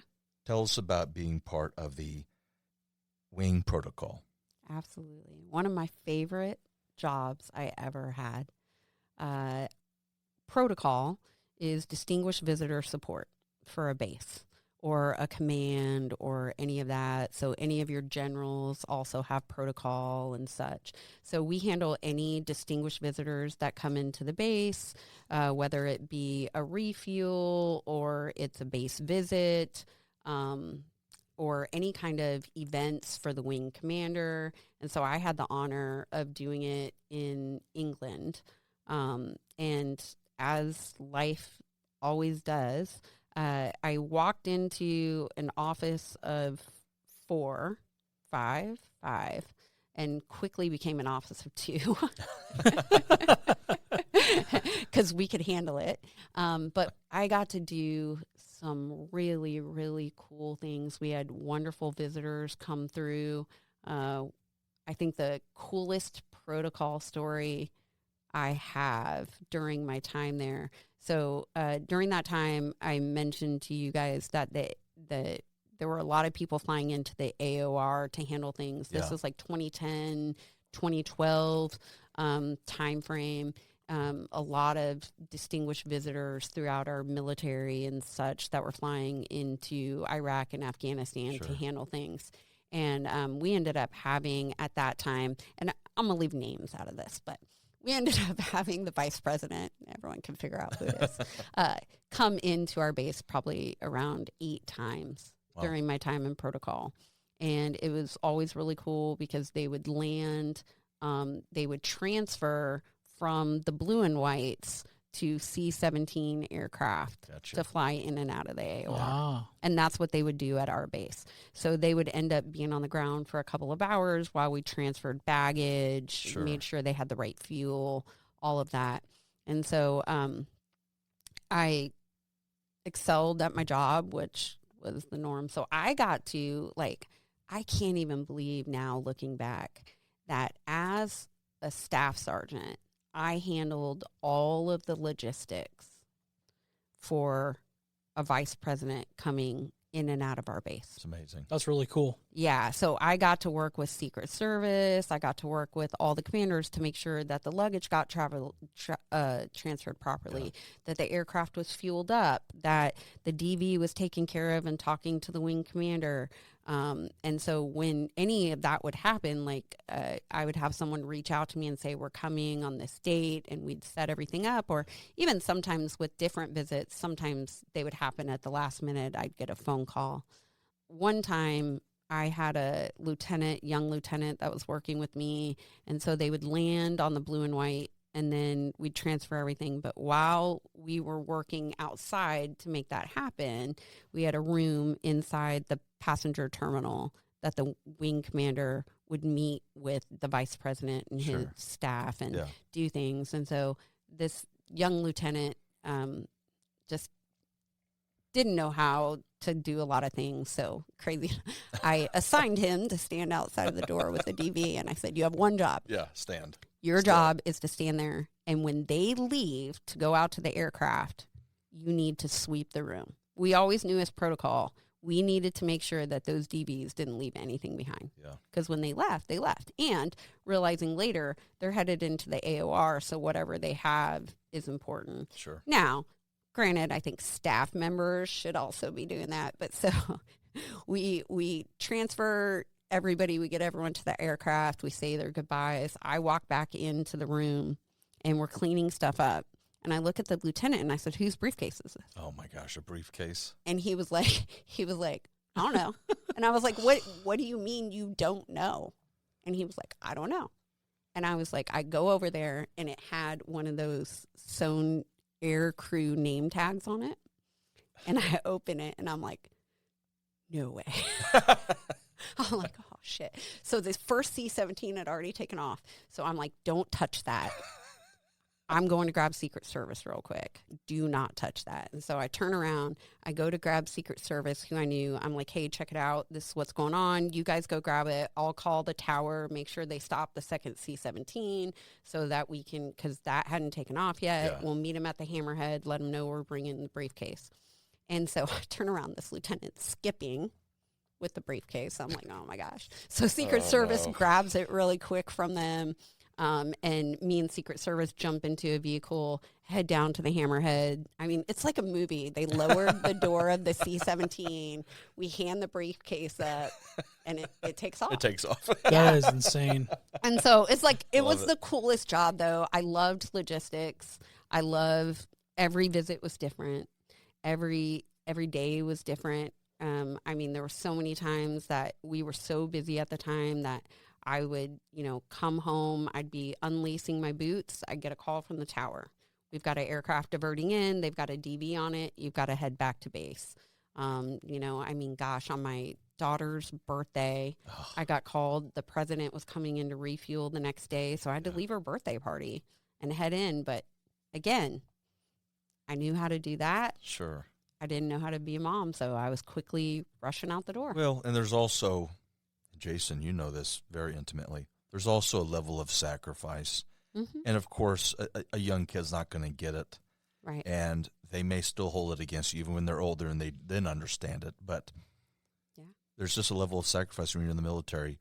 Sometimes you have to drop everything and go. There's just no way around it. Well, we have a mission to do. Yeah. The mission that we do is very important. And so you do. I mean, it's absolutely not just, wanting to escape that and knowing how to do that, but we do have a mission to do. I mean, our kids have stories. I was married to a maintainer too. So,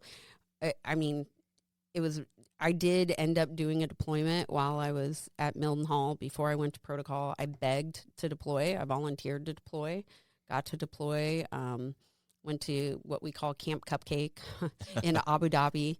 But that's cool. But I wanted to do that so bad, right? But my ex-husband, who was a maintainer, deployed all the time. And, my kids, I remember putting my daughter to bed while he's in Afghanistan, can't call us. He's at an AOR, and she's crying, wondering if he's going to make it back, right? And that's the life, man. That's the possibility, though, right? We never know. That's true. And so it's just, we have a job to do, and we know that. And so we will walk out the door. Yeah. Sometimes it tugs at our heartstrings. Sure. But we know that that's what we train to do, and that no one else can do it. I was going to say, that must have been a really weird or odd moment for you when, like you just mentioned, your daughter, for example, is worried and concerned about her father because he's deployed, and I would assume that part of you is thinking, yeah, and I wish I was deployed too. Absolutely. I mean, I think I commend spouses and family members all the time, because being the one at home is the hardest job. Yeah. Because especially like at that time, I was active duty. So I had to do my job, be at work. Sure. Then I had to come home, make sure the kids were fed, get the kids from school. When the kids are sick, I'm, taking care of that. I've got to be mom, dad. I got to be everything. Yeah. I got to load the dishwasher. Yep. I was, doing all of these things and refusing help, by the way, because I'm a woman and, but also the offer of help was different. Like when I was deployed, oh my gosh, they opened the daycare early for him, right? Like people were offering to do laundry. And so, I absolutely, when you're deployed, you only have to worry about yourself. Yeah. You only have to take care of yourself. Yeah. So at home, they're trying to take care of everything. But agreed, I was so jealous. Every time he got to deploy, I wanted to be there. Yeah. That's what I was thinking. Yeah. It's got to be tough to have that dual role, more than dual role, as a spouse left behind, parent having to monitor the family, and then having to maintaining all those different emotions at the same time. That's got to be a weird dichotomy to have to go through, because you're one person, but you're Sure. actually three different roles at that point, Yeah. you know. And first of all, you know, one question I would have is, did you process feelings? Did you know how to? And then also, did you have time to? Yeah, I would venture to say no. I probably, So all that was compounding with no release. yep. I was, honestly, because I was really just frustrated. I mean, but also, I tell people ignorance is bliss, too. I had 2 situations during time in service or 3 really, so in and out of service. So I was not only military myself, but I was a military spouse and a military mom. Right. Yeah. Those roles are so different. They're so because, different. like you said, I always wanted to be deployed, but like when I was married to my ex-husband, we were in a KC-135 unit at March Air Reserve Base, and he headed on a deployment. That was the one I was talking about, into an AOR, Sure. into a base that wasn't very built out. And oftentimes the Air Force, when you're working on airplanes, they don't want the airplanes in the mix of everything. But where he went to a FOB to work at the FOB. So that was very unique. But as he was flying, so he left March Air Reserve Base, and this was the same deployment. And this may play into it because even though my kids were young, kids are smart. They hear things. So I worked in a quality assurance office at March Air Reserve Base. So we inspect aircraft and do all this stuff, but also we're notified first when an aircraft crashes, especially if it's assigned to your base, because you have to lock down records, you have to do all this stuff.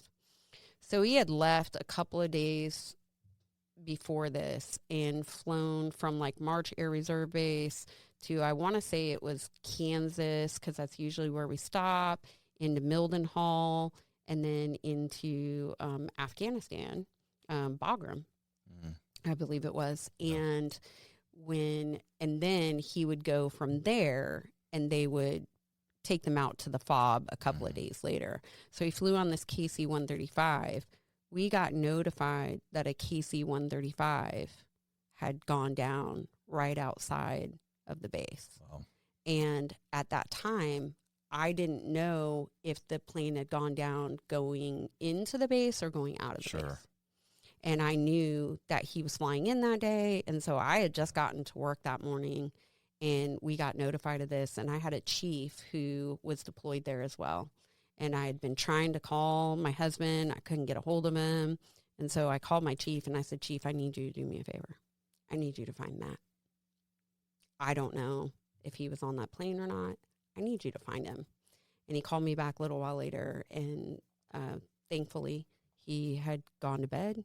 He was there, but he had been on that KC-135 and flown from the States multiple legs into the base. And then, unfortunately, that crew had taken off. And so that was leading into a deployment. Yeah. So then we're, months the next still. couple of months to still get through. You're still on that you're such on high alert, Right. and then now you have to Yeah. keep going. Yeah, absolutely. But so it was a different role. And then like years later, my current husband deployed to Iraq right before he retired. I'm on the phone with him. I'm hearing anti-artillery fire. I'm like, what's that? And he's like, nothing. And I'm like, I know what that is. Come on. Ignorance is bliss. Yeah. Our son deployed. I would panic. I'm like, man, like, even though on the flip side, I would have happily done all of that. Sure. Yep. Right? Yep. I was begging to be in those situations. And it's totally different probably when you're deployed than when you're back home. Yeah. It's a different process, But even jealous. Yeah. I was jealous too, but like on the flip side, I'm like, I don't want anything to happen to my spouse or my kid, like. But you would happily be in their position. Without a doubt. Yeah. It's a weird process to go through. I've never experienced it because I'm not a veteran, but it's like you said, Rebecca, you got a job to do and you're trained for it, and now you want to execute on your training. Yeah. Well, and I don't know how many of us are, but I've also talked with someone recently. We were talking about like situations that we get into in this line of work where, you know, you have an overdose or you have a crisis, and how calm a lot of veterans can be in that situation. And I'm like, yeah, that's because we're adrenaline junkies. We get that adrenaline feed, right? And that's when we're in our zone. Yeah. And so it's the same thing. Like, that's the deployment. There's such the military alone has that feeling of being a part of something and the closeness, and you make friends and all of that. But on a deployment or a TDY or something like that, that's a totally different thing. Yeah. And you're a part of this. Like I said, when you're working on aircraft and you don't know where that aircraft is headed to. Sure. No, but when you're on that deployment, you know exactly where you're at. Yeah. You know exactly what you're a part of. You know exactly what you're doing. And so it's scary, and there's all this going on, but you also are having this adrenaline, like you're on high adrenaline all the time. Yeah. Yeah. And so that's why I think a lot of military have a hard time reintegrating back home, back into civilian life, because what's feeding our adrenaline now? Yeah, it's so mundane and repetitive, you know. Yeah. Once you come back. And I want to get into that. Let me just bear with me for just a little Of course, bit. sorry. I have so many stories. No, I love it. I love it. And you're giving us a lot of different routes we can take. I wanted to say, you had said, you know, it was so cool doing the wing protocol thing. It was so cool meeting these VIPs, meeting the Vice President of the United States of all people. I just wanted to say, not only is it cool that you got to do that, to me, I couldn't help but think that as you're standing there near the Vice President of the United States, he has no idea that the Air Force personnel, staff sergeant at that time, this staff sergeant had been in the gangs of the Bay Area of California, had dropped out of high school. It's kind of the beauty of the military. That is the beauty of it. Good So, call out, man. Good call out. I just think that's fantastic. That's Rebecca. awesome. That's a different perspective. Absolutely. Yeah. Like, to think that you go from that. Sure. To, Sure. It's incredible. Absolutely. So that's kind of, no pun intended, fly over some of these things quickly, and then we'll move on to post-military. Please. Yeah, so you mentioned March Air Reserve Base. That's not too far from San Bernardino, just outside L.A., if I understand correctly. So, but in between Mildenhall and March, there was another Travis? Nope, Travis was after March. Yep. Gotcha. Yep. Tell us just very quickly about your time at March Air Reserve Base. Yeah, it was slow.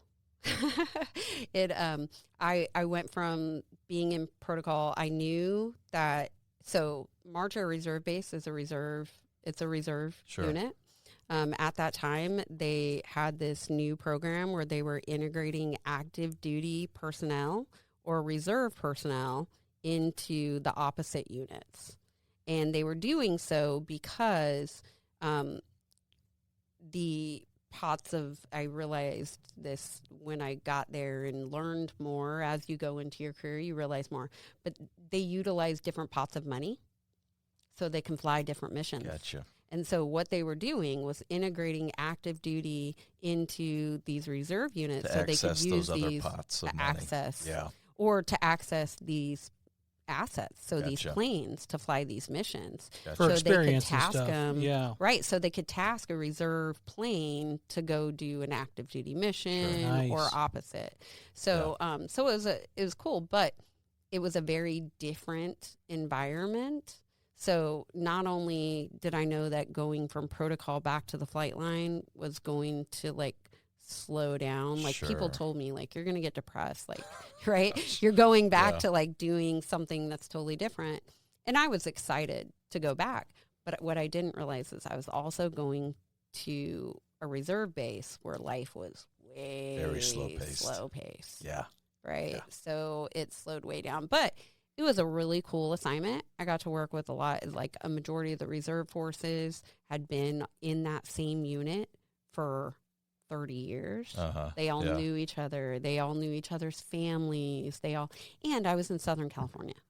So I got to experience San Diego and all of that. And I think too, like I've always explained that I want to live someplace like that, because the cool thing is and I figured this out a couple of years ago, the feeling of life was so different because you really are on vacation all the time. You're in flip-flops. I mean, I'd go to college classes at night in flip-flops. We'd go to the beach on the weekend. So you're living the vacation life all the time. So it was a really cool assignment. I got to meet some really cool people, and we had a blast. Yeah. And so after March, it was back to Travis. Yep. Now your career ended at Travis. Is that correct? It did. Yeah. How long was your station time at Travis before you retired? I think it was between 3 and 4 years. Wow. Okay. Yeah. So the prophecy kind of came true at the end of your career. You were going to stay at Travis for a little bit longer than a year, but much later on. Yeah. So I ended up, at 3 or 4 years. What was going on in your personal life at this point in time? You didn't think we were going to ask that, did you? I had made a decision. The reason I ended up back at Travis is because my stepdad was sick. I see. He was terminally ill, and my stepdad meant a lot to me. And so when he was diagnosed with cancer, and at that point he had been given 18 months, and we were in Southern California, 8 hours was still too far away. Sure. And so I made the decision to apply for a humanitarian assignment to get transferred back to Northern California to try and help. It's part of who I am, to try and do what I could. Yeah. And but my ex-husband, who's our best friend now, was finishing off his career. He was getting ready to retire.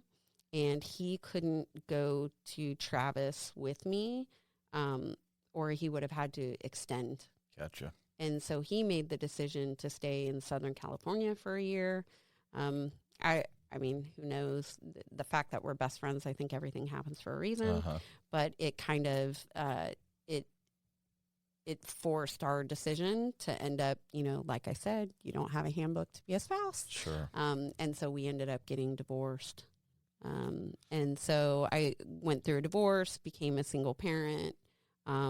Because it was a humanitarian assignment, the commander put me in a job to work in an office, not the flight line, initially, to try and give me time so that I could try and help with your my mom. Like I could take appointments easier if I wasn't on the flight line. And then about 2 years later, and during that time, I ended up meeting my husband, me and my husband's best friend. We all worked together in that office. And we weren't dating at that time, but we knew each other. So, leading into a year before my retirement, 18 months before my retirement, it was time for me to go back to the flight line. I had just really, our divorce was settling in. We were doing really well, co-parenting and stuff, but the kids would spend a week there, spend a week with me. And it was time for me to go back on the flight line, but the flight line, it was at that time, on the flight line, becoming a pro super was what everyone wanted to be.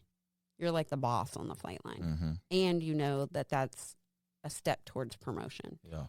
And for me, I had always envisioned 30 years in the Air Force. I was going to retire after 30 years. So I had planned to stay in, no intention of retiring. So becoming a pro super was what you wanted to do. Yeah. And so when it was time for me to go back to the flight line, we were talking about shifts. They wanted to put me on night shift. It was a 3-2-2-3, 12-hour shift. I really started thinking about what that was going to do to my kids, because my kids were really struggling with the divorce. And I just didn't know how I was possibly going to make that work. And really, I thought that in order to make that work, I just couldn't have the kids go back and forth every 3-2-2-3 day. Yeah. And night shift, when do you sleep and all of this stuff. And so I went to the chief of the squadron at the time and said, hey, sir, so here's the deal, single parent, my kids are really struggling right now. Is there any way that I could extend in the office just a little bit longer. I really want this job. I've wanted to be a pro super for a really long time. Mm-hmm. Is there any way I could extend? And he said, you know, sounds to me like the Air Force isn't for you anymore. And in that moment, You knew. I knew. Yeah. I was done. And so I went to a friend of ours and said, hey, is there a job in the group, which is like the next level? And he said, you realize that like that kills your promotion. Because I had just been promoted and I had worked so hard to get promoted. Because I was a horrible tester, so it took me a long time to promote. And I had gotten like a great score on the board, so I was like prepped for that next phase. Sure. And I said, you know, I realize that I won't get promoted. I think I'm going to retire. Like, I think it's time. And I was heartbroken. I was really devastated that that's what was going to happen. But it was the decision I had to make at that point. The next step would have been, am I remembering this correctly, senior master sergeant? Yeah. And after that would have been chief. Yeah. Right? Yeah. And would it have taken 10 years to get that? You would have gotten it probably in 10 years, don't you think? Oh, for sure. I probably would have ended up, I probably would have got it in less than that. Yeah. It would have been 6 or 7 years maybe. Yeah. And especially with how what they say your board score, like my board score leading to master sergeant was, even though, so you test for every promotion in the Air Force at that point in time, I don't know what it is now, until you get to those top 3 levels, and then you go to a board. So no longer do your test scores matter. So for me, who was constantly always trying to excel, like I wanted to get to that level of boards because I knew that when my package sat in front of a board, it would have been a breeze for you. Right. Yeah. And so, so I was giving that up at that point. Yeah. And so I also harbored, and I was angry at my husband for a long time because he got to be a chief. I didn't. I was a social worker for a little bit of time, and you said 3-2-2-3. 3 days, 2 days, 2 days, 3 days. Am I understanding that correctly? Yeah, so it's like 3 days on, 2 days off, 2 days on, That's a 3 lot days of travel off. for the kids. Yeah. And really, when I looked at it, there was just no way. Logistically, it would have been hard, right?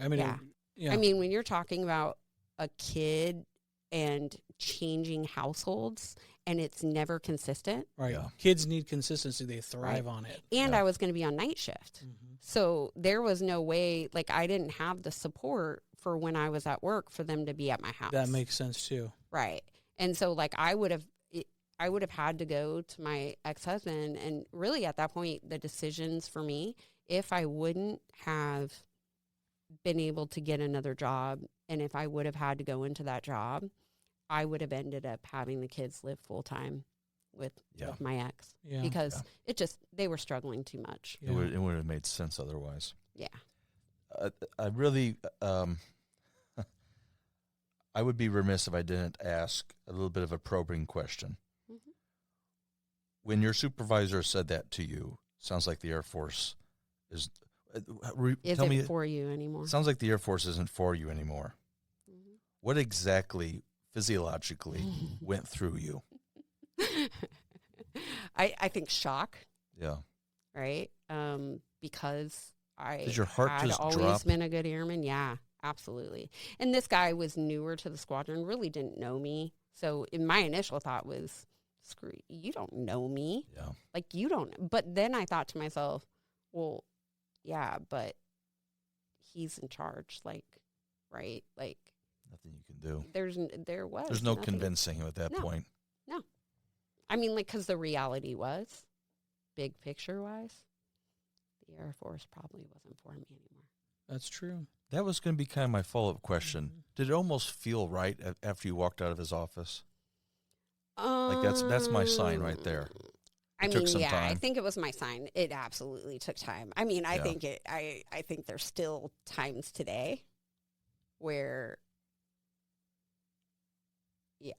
because again, I was making a decision at that point to choose family over that. And and then when I chose family over that, and then your family doesn't even necessarily really want you. Sure. Yeah, it's that like, makes it oh, even tougher. I had a lot of, but big picture wise, everything happens for a reason. Yeah.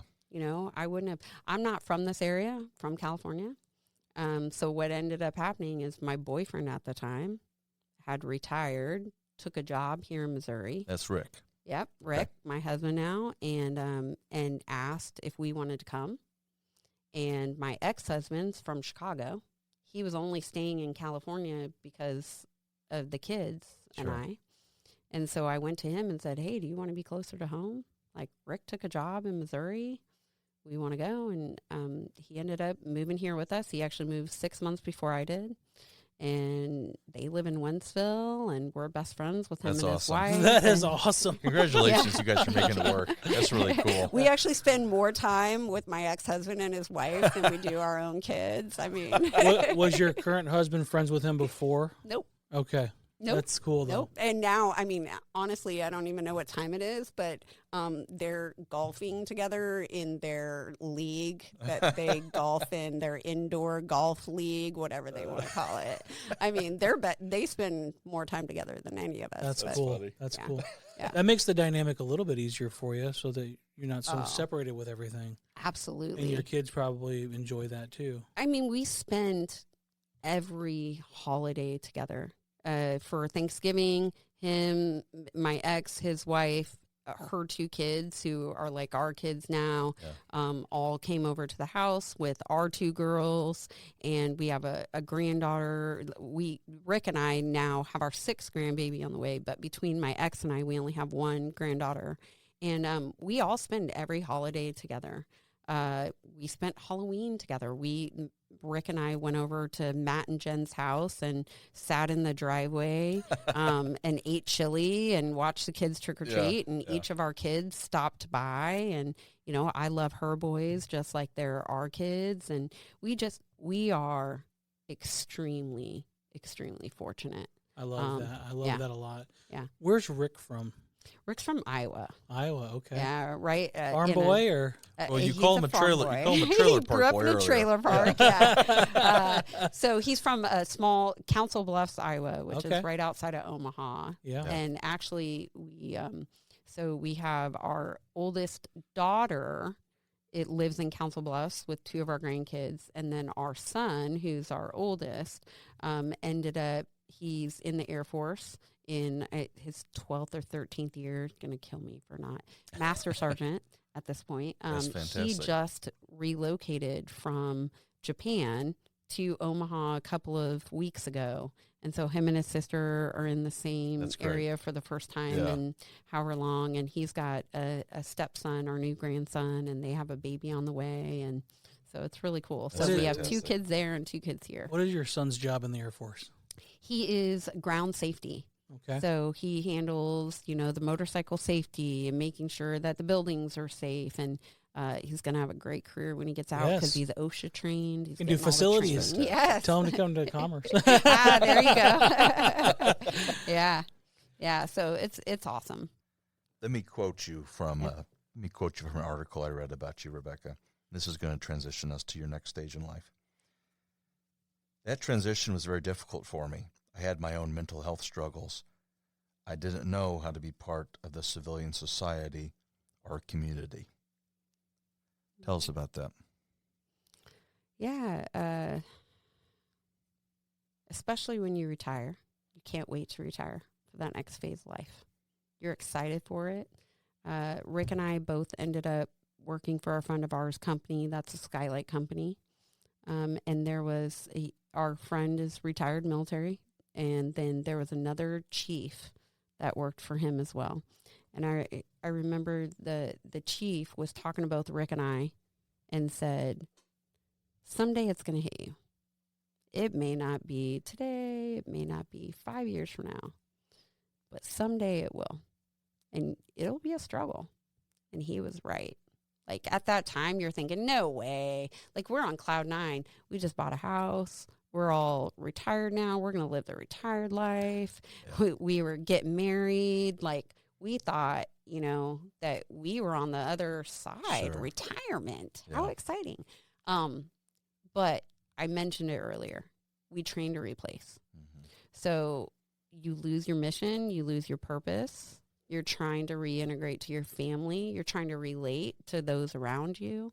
Not for everybody, but when you retire, sometimes it's not as easy to find a career because there's other people that have been working up to that point their whole life. Sure. And now, you're trying to, you have all this experience, but everyone around you, like, you haven't been there the whole time. Yeah. You haven't worked your way up in this company. And So civilians you're don't know how to walking in. translate your Right. expertise into what they do. Right. And I wanted nothing to do with aircraft.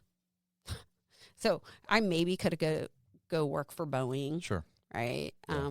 But I didn't want to work for aircraft anymore. My body was tired and I had done that my whole life. I wanted to do something different.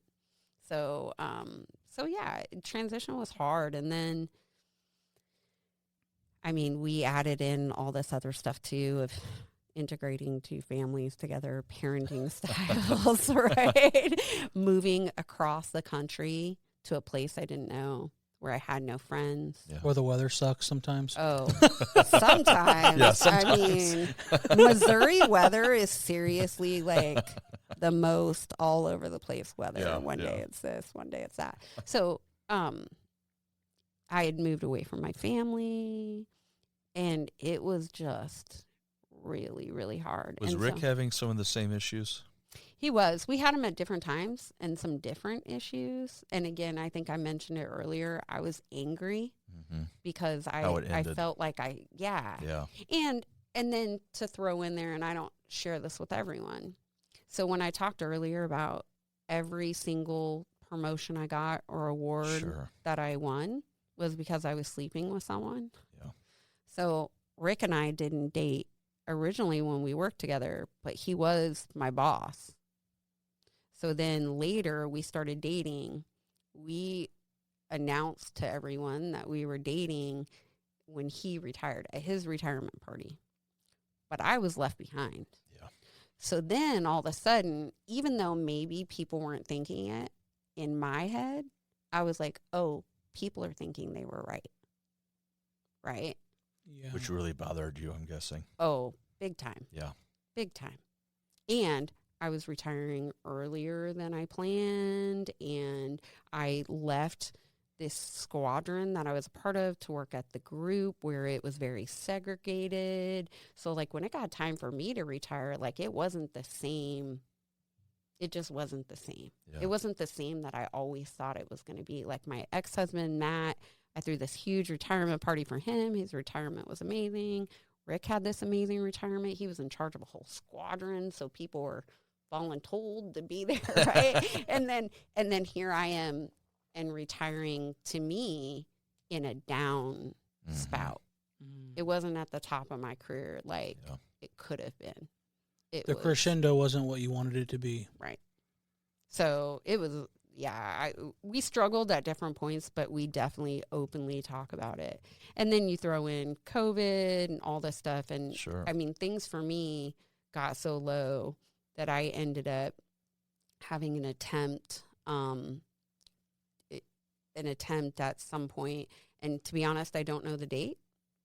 I say that some people know that date because they lived, and, Yeah. for me, it was a failed attempt until the next time. And so I couldn't even, and then at some point I was going to attempt again, and I finally got some help. Wow. So that's how low it got for me, because it was just, man, I felt like a failure.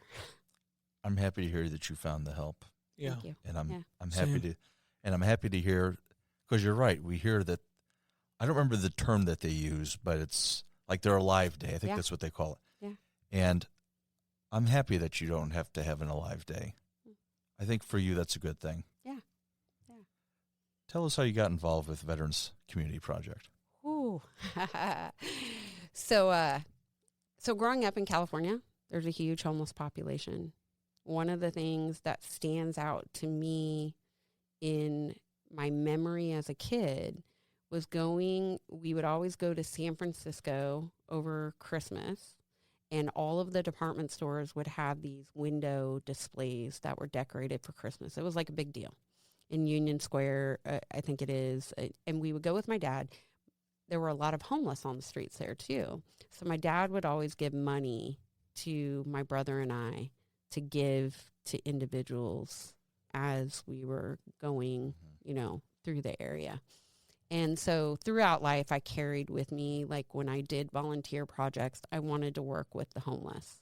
I didn't know that that's what I would do long term, but so when at the end of my career, the job that I went to go do, I worked for a group commander, and I worked in behind a locked door with no windows in an office 8 hours a day, working on the commander's programs, running the base exercises and stuff.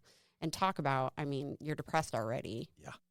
And not many people knew it. And I don't know that anybody knows it, but things were so bad at that point. There were only 2 of us in the office, and I was the highest ranking. But there were times that my troop wasn't there, that I would be bawling, struggling so bad, and then someone would knock on the door, and I'd have to clean up I'm real good. quick. Yep. Clean up real quick, open the door, because I'm the supervisor, right? I'm the NCOIC for the group commander.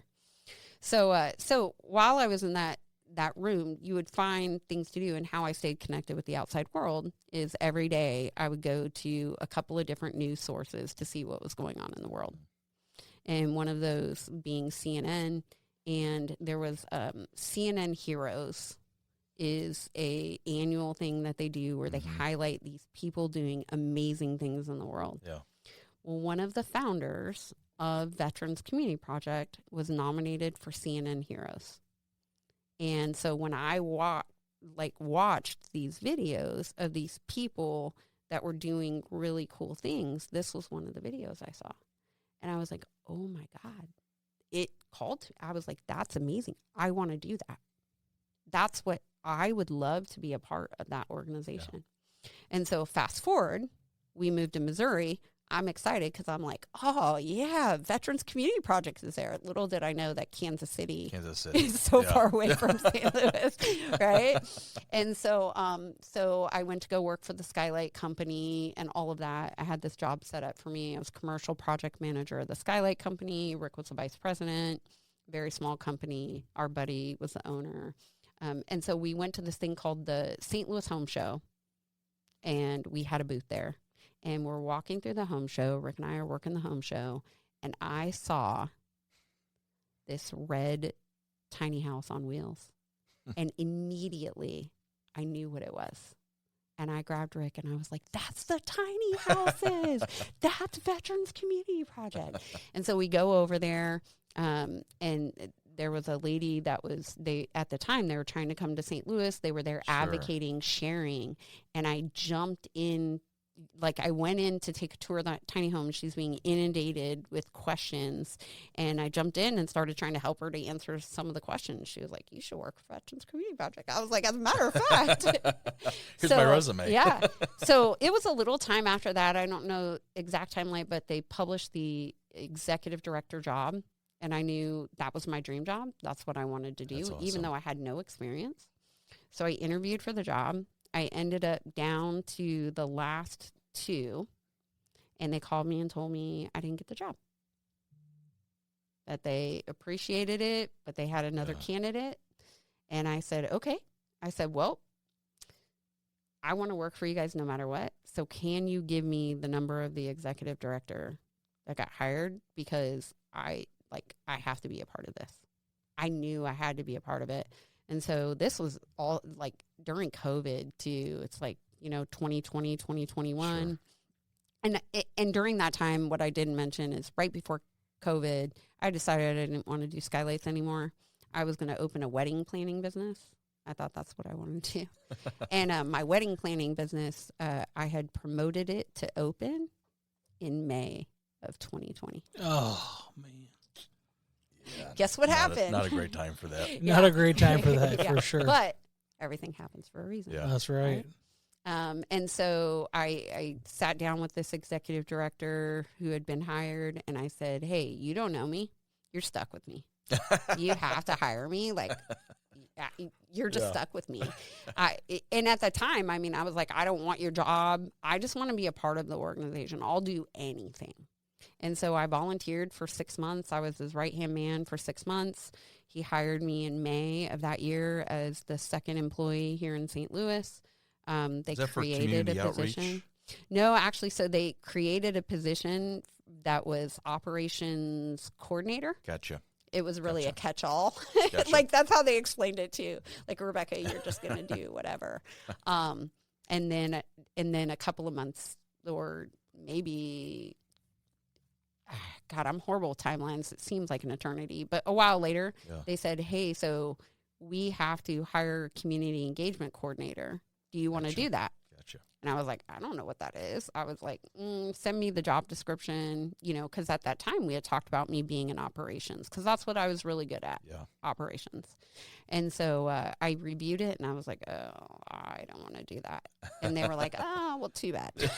That's what we have in the budget. And I was like, okay. So I was community engagement coordinator, and then moved into director of operations, and then eventually became the executive. That's incredible. Yeah. Your dream came true. Absolutely. Yeah. Yeah. You created opportunity for yourself. Yeah. And took the opportunity. That's right. Yeah. So Veterans Community Project, as you mentioned, it's a Kansas City-based organization. Their first location of the tiny homes was in Longmont, Colorado. Then they expanded to, and I didn't write this down. It's okay. So they started in Kansas City. That was their headquarters location. And they do have homes there? They do. 49. Okay. Gotcha. Yep. 49 tiny homes. So and then it was Longmont after that. Yep. Gotcha. So actually, so the way this came about was a group of combat veterans came together, and they were seeing our brothers and sisters on the streets.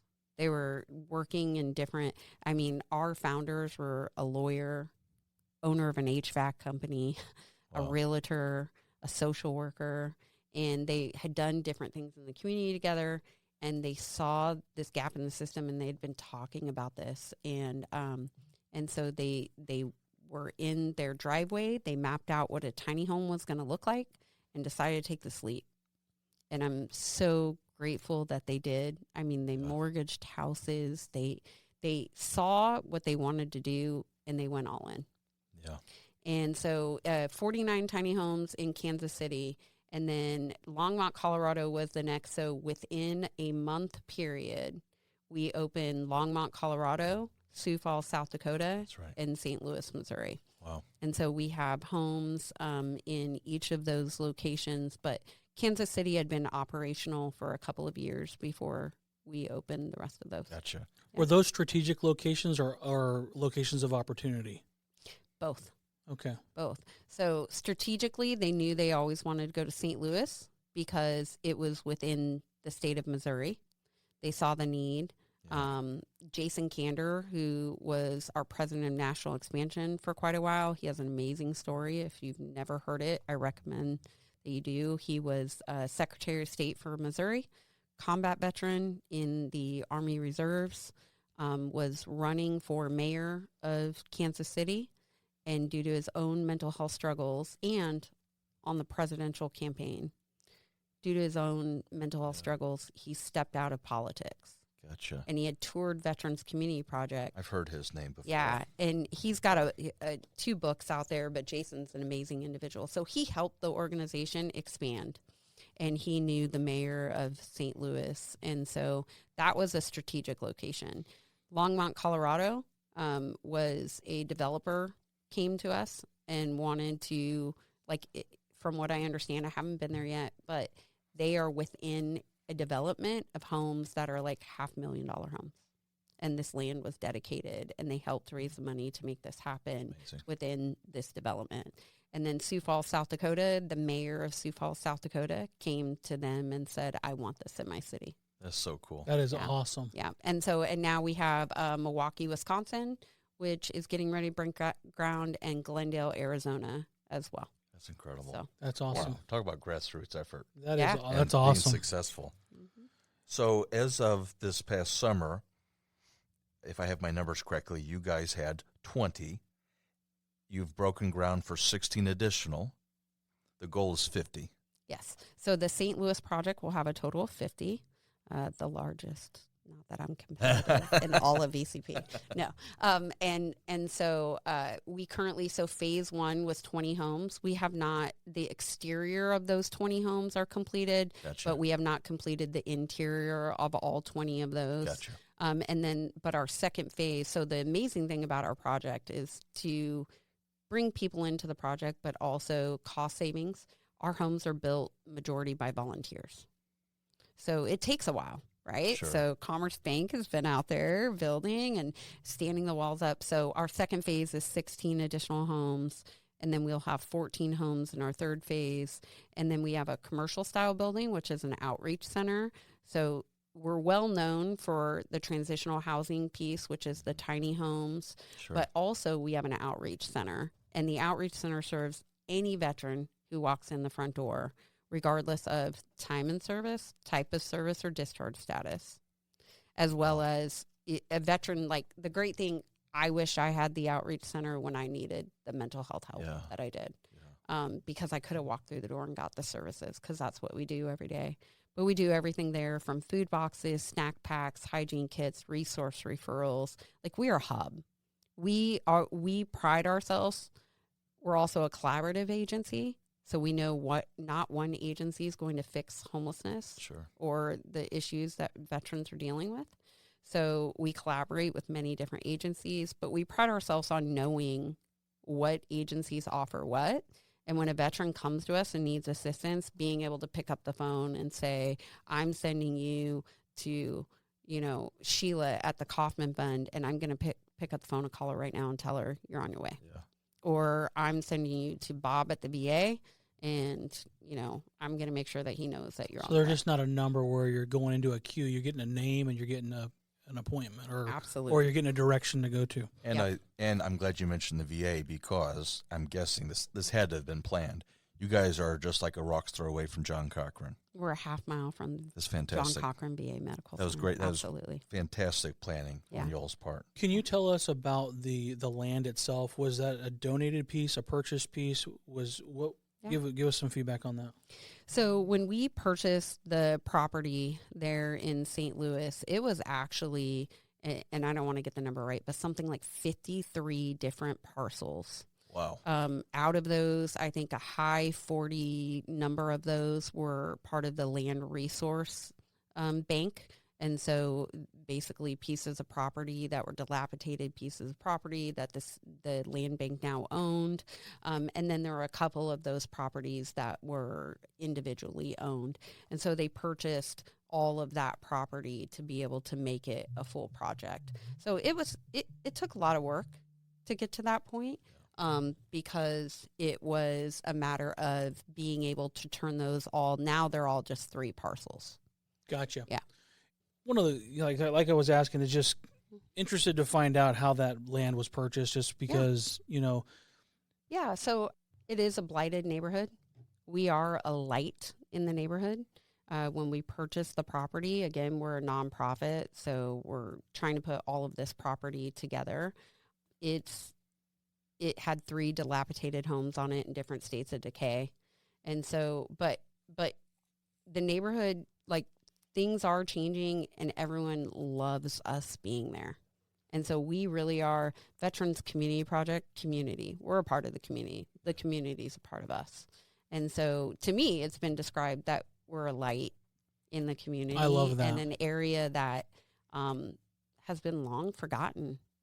And so I throughout my time with Veterans Community Project, I mean, when I first started with the St. Louis project, like I said, we had 3 homes in different states of decay. It was just a huge grass, empty and lot. an empty lot and a vision. And people from the neighborhood used to drive by and stop and share stories. Like one guy shared with me, he's like, oh man, there used to be a donut shop right there. I grew up in this apartment that's across the street from where you guys are at, and I could smell the donuts. I'd look out my window, you know. So I know that feeling because of where I grew up too, but it's like we're bringing it back to life. And you really are. I mean, you mentioned earlier, Ethan, that you drove by this morning. I've been there no less than 5 times working there, but there are many people in this city and surrounding areas that want to see it succeed and are invested in it, and it only takes money and volunteers. Money. That's right. Money, so what I would say, and Ethan, I don't mean to steal your thunder there, is what I would say is if you have any inclination to volunteer anywhere, you would make a huge impact at Veterans Community Project by donating time or money and money.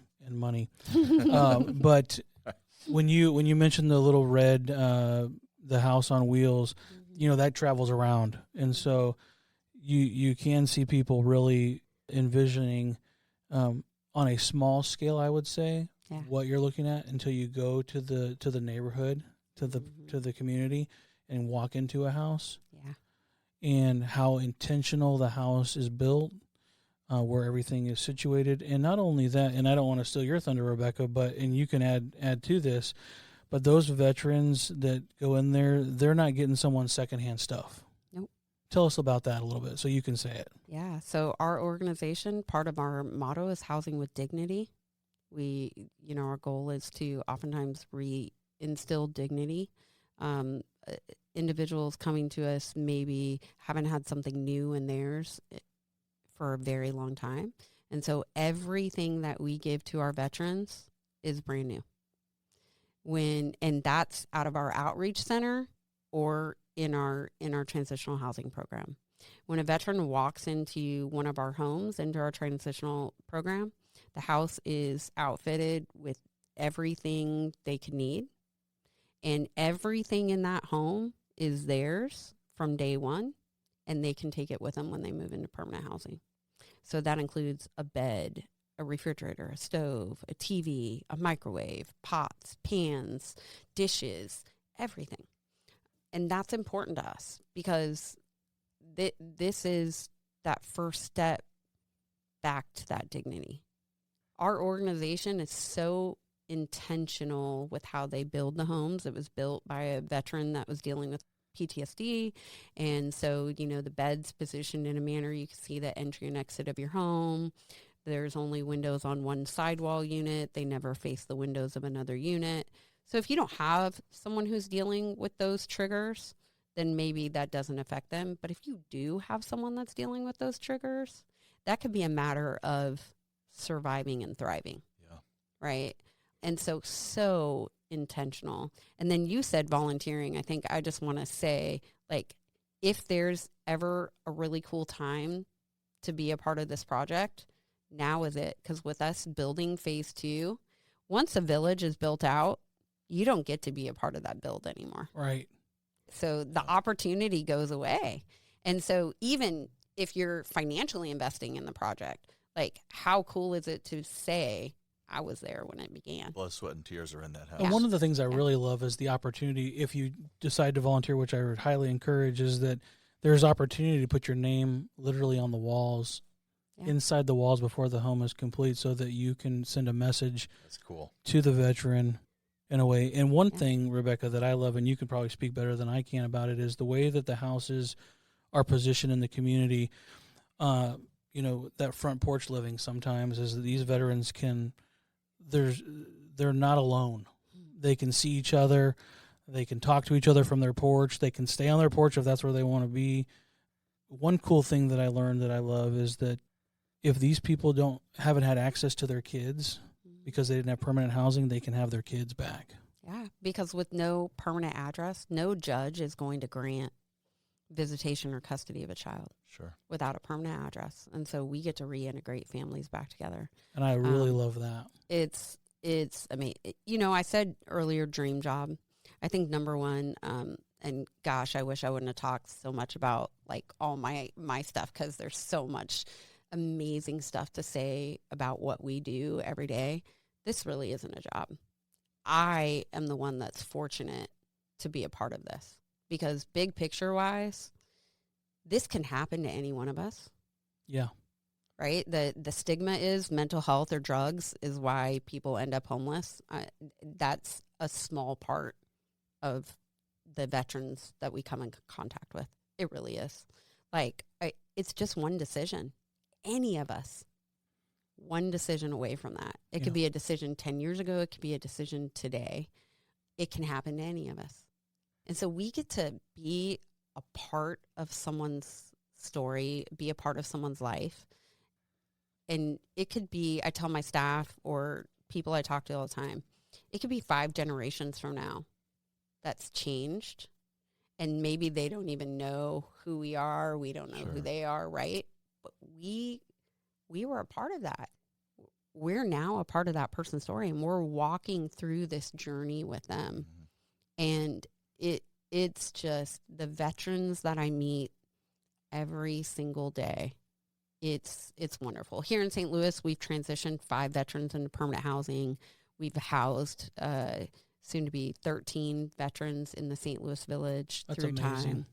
Time. Our agency has an 85% success rate into permanent housing. And our whole goal is that everyone's an individual. Everyone's plan is going to look different. But really just like treating everyone as an individual and going through that journey with them to make sure that permanent housing is a permanent solution, that they're not back in the cycle again. But if they even feel like they're going back in that cycle again, guess what? They have the community, a Veterans Community Project to come back to. Yeah. So in the front porches, you talked about that. Like, I've been like a little kid on Christmas. We've got tinted windows, thank goodness. But as we've watched some of our residents come into the community and go out onto their porches, and then as they ease into the community, and then like from behind the tinted windows, I've watched our residents out during summer all talking together. Yeah. I've seen a veteran who hadn't seen her sister in years, and I'm crying, as me and other staff are watching through the window as she's hugging her sister for the first time. Wow. I mean, like, the things that we experience daily, we're just so fortunate to be a part of it. Absolutely. You've given me a picture-perfect platform from which to ask this question, Rebecca. I really appreciate this. I'm always impressed by our guests, like giving me these great transitions without them even knowing it. You had said something, it could happen to anyone. Mm-hmm. One decision could change everything. My mind immediately went to your cousin. Mm. The decision to be out there, the decision to be with those other boys, the decision to have that weapon on him that your husband had gifted him, all those little decisions and those little coincidences came to a head and caused the situation that he was put into. Yeah. And but the silver lining is he's got 2 kids.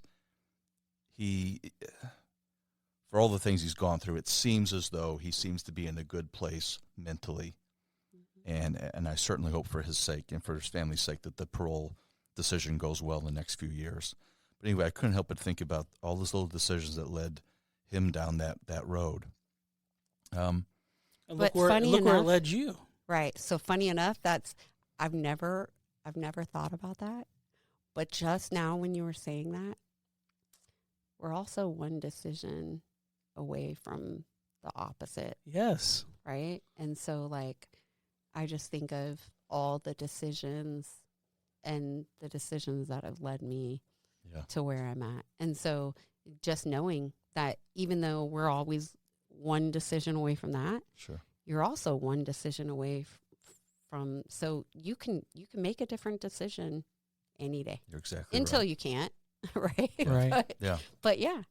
The other thing I wanted to say, because we had talked about this earlier just briefly before recording. I really respect this about you, Rebecca. There's many things to respect, but this is one of the top things for me. you made reference to speaking to the veterans who come through the VCP, and you mentioned speaking to the community members and neighbors who come through, and they get to enjoy talking about, well, there's a donut shop when I was a kid here, or whatever it was. And you said something about, I'm used to that from where I grew up. So for the audience's sake and for Jason and my sake, tell us about the experience of speaking to those who live in the Jeff Vanderloo neighborhood and those who are neighbors in that area and surrounding that area. Tell us about the experience of speaking to those community stakeholders and community members and trying to get them engaged in the change you're trying to create there.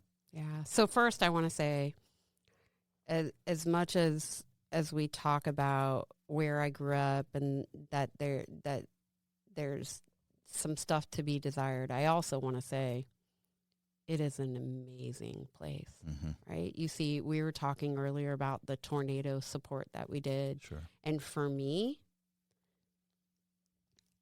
even in areas like that, they are also amazing. There's so much that has happened and come out of that.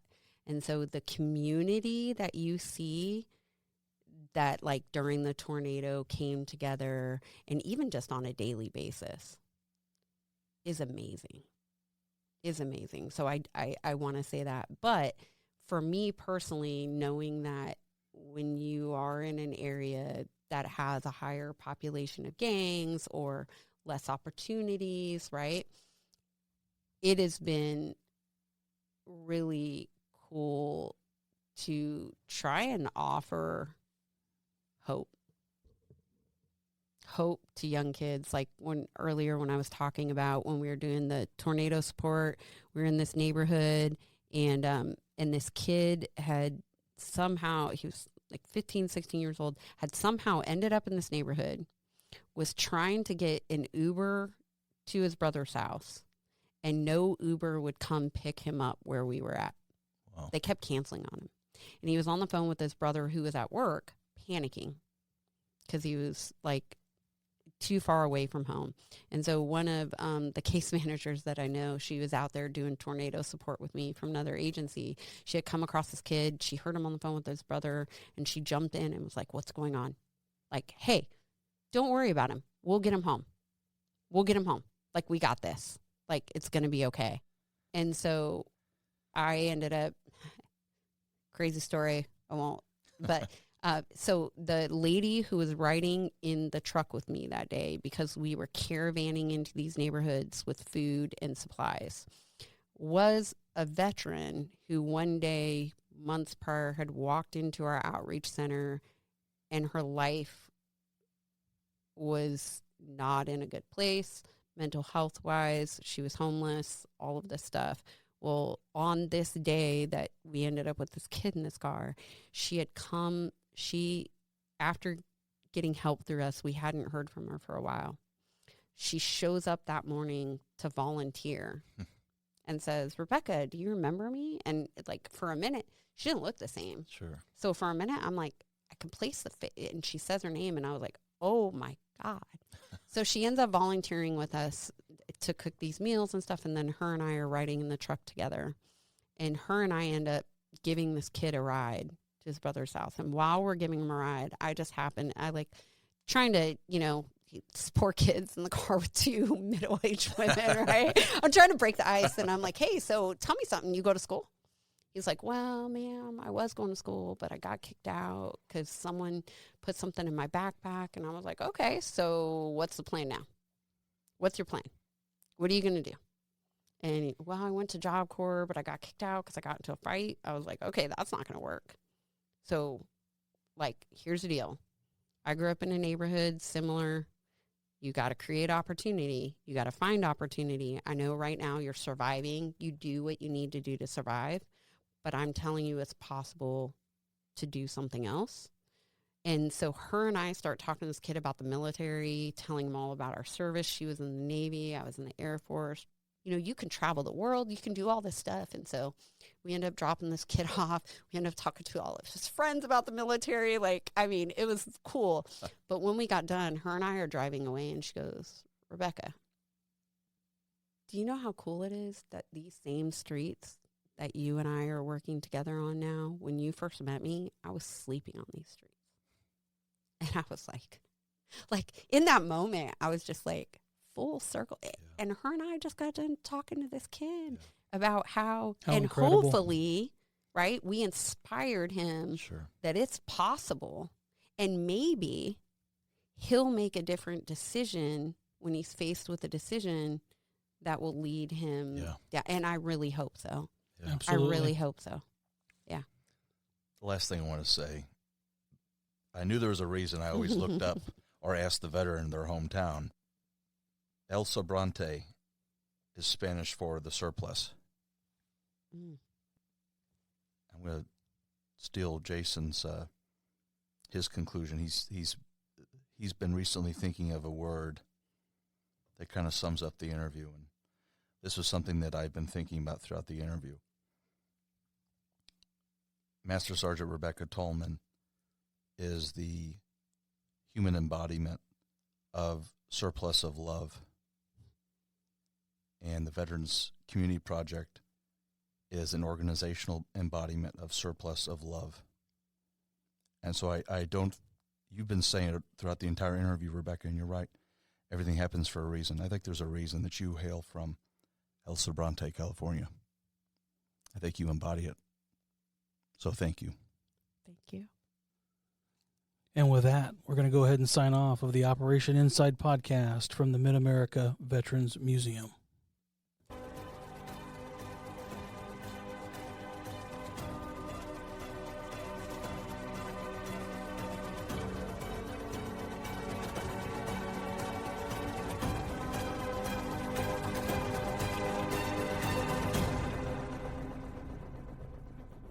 Operation Insight is brought to you by the Mid-America Veterans Museum, where we believe every veteran has a story. If you agree and you enjoyed today's podcast, please take a moment to like, subscribe, and leave a review on whichever platform you listen. Don't forget, sharing this episode with friends and family is a great way to support the museum and our mission of sharing veteran stories. Thank you for listening.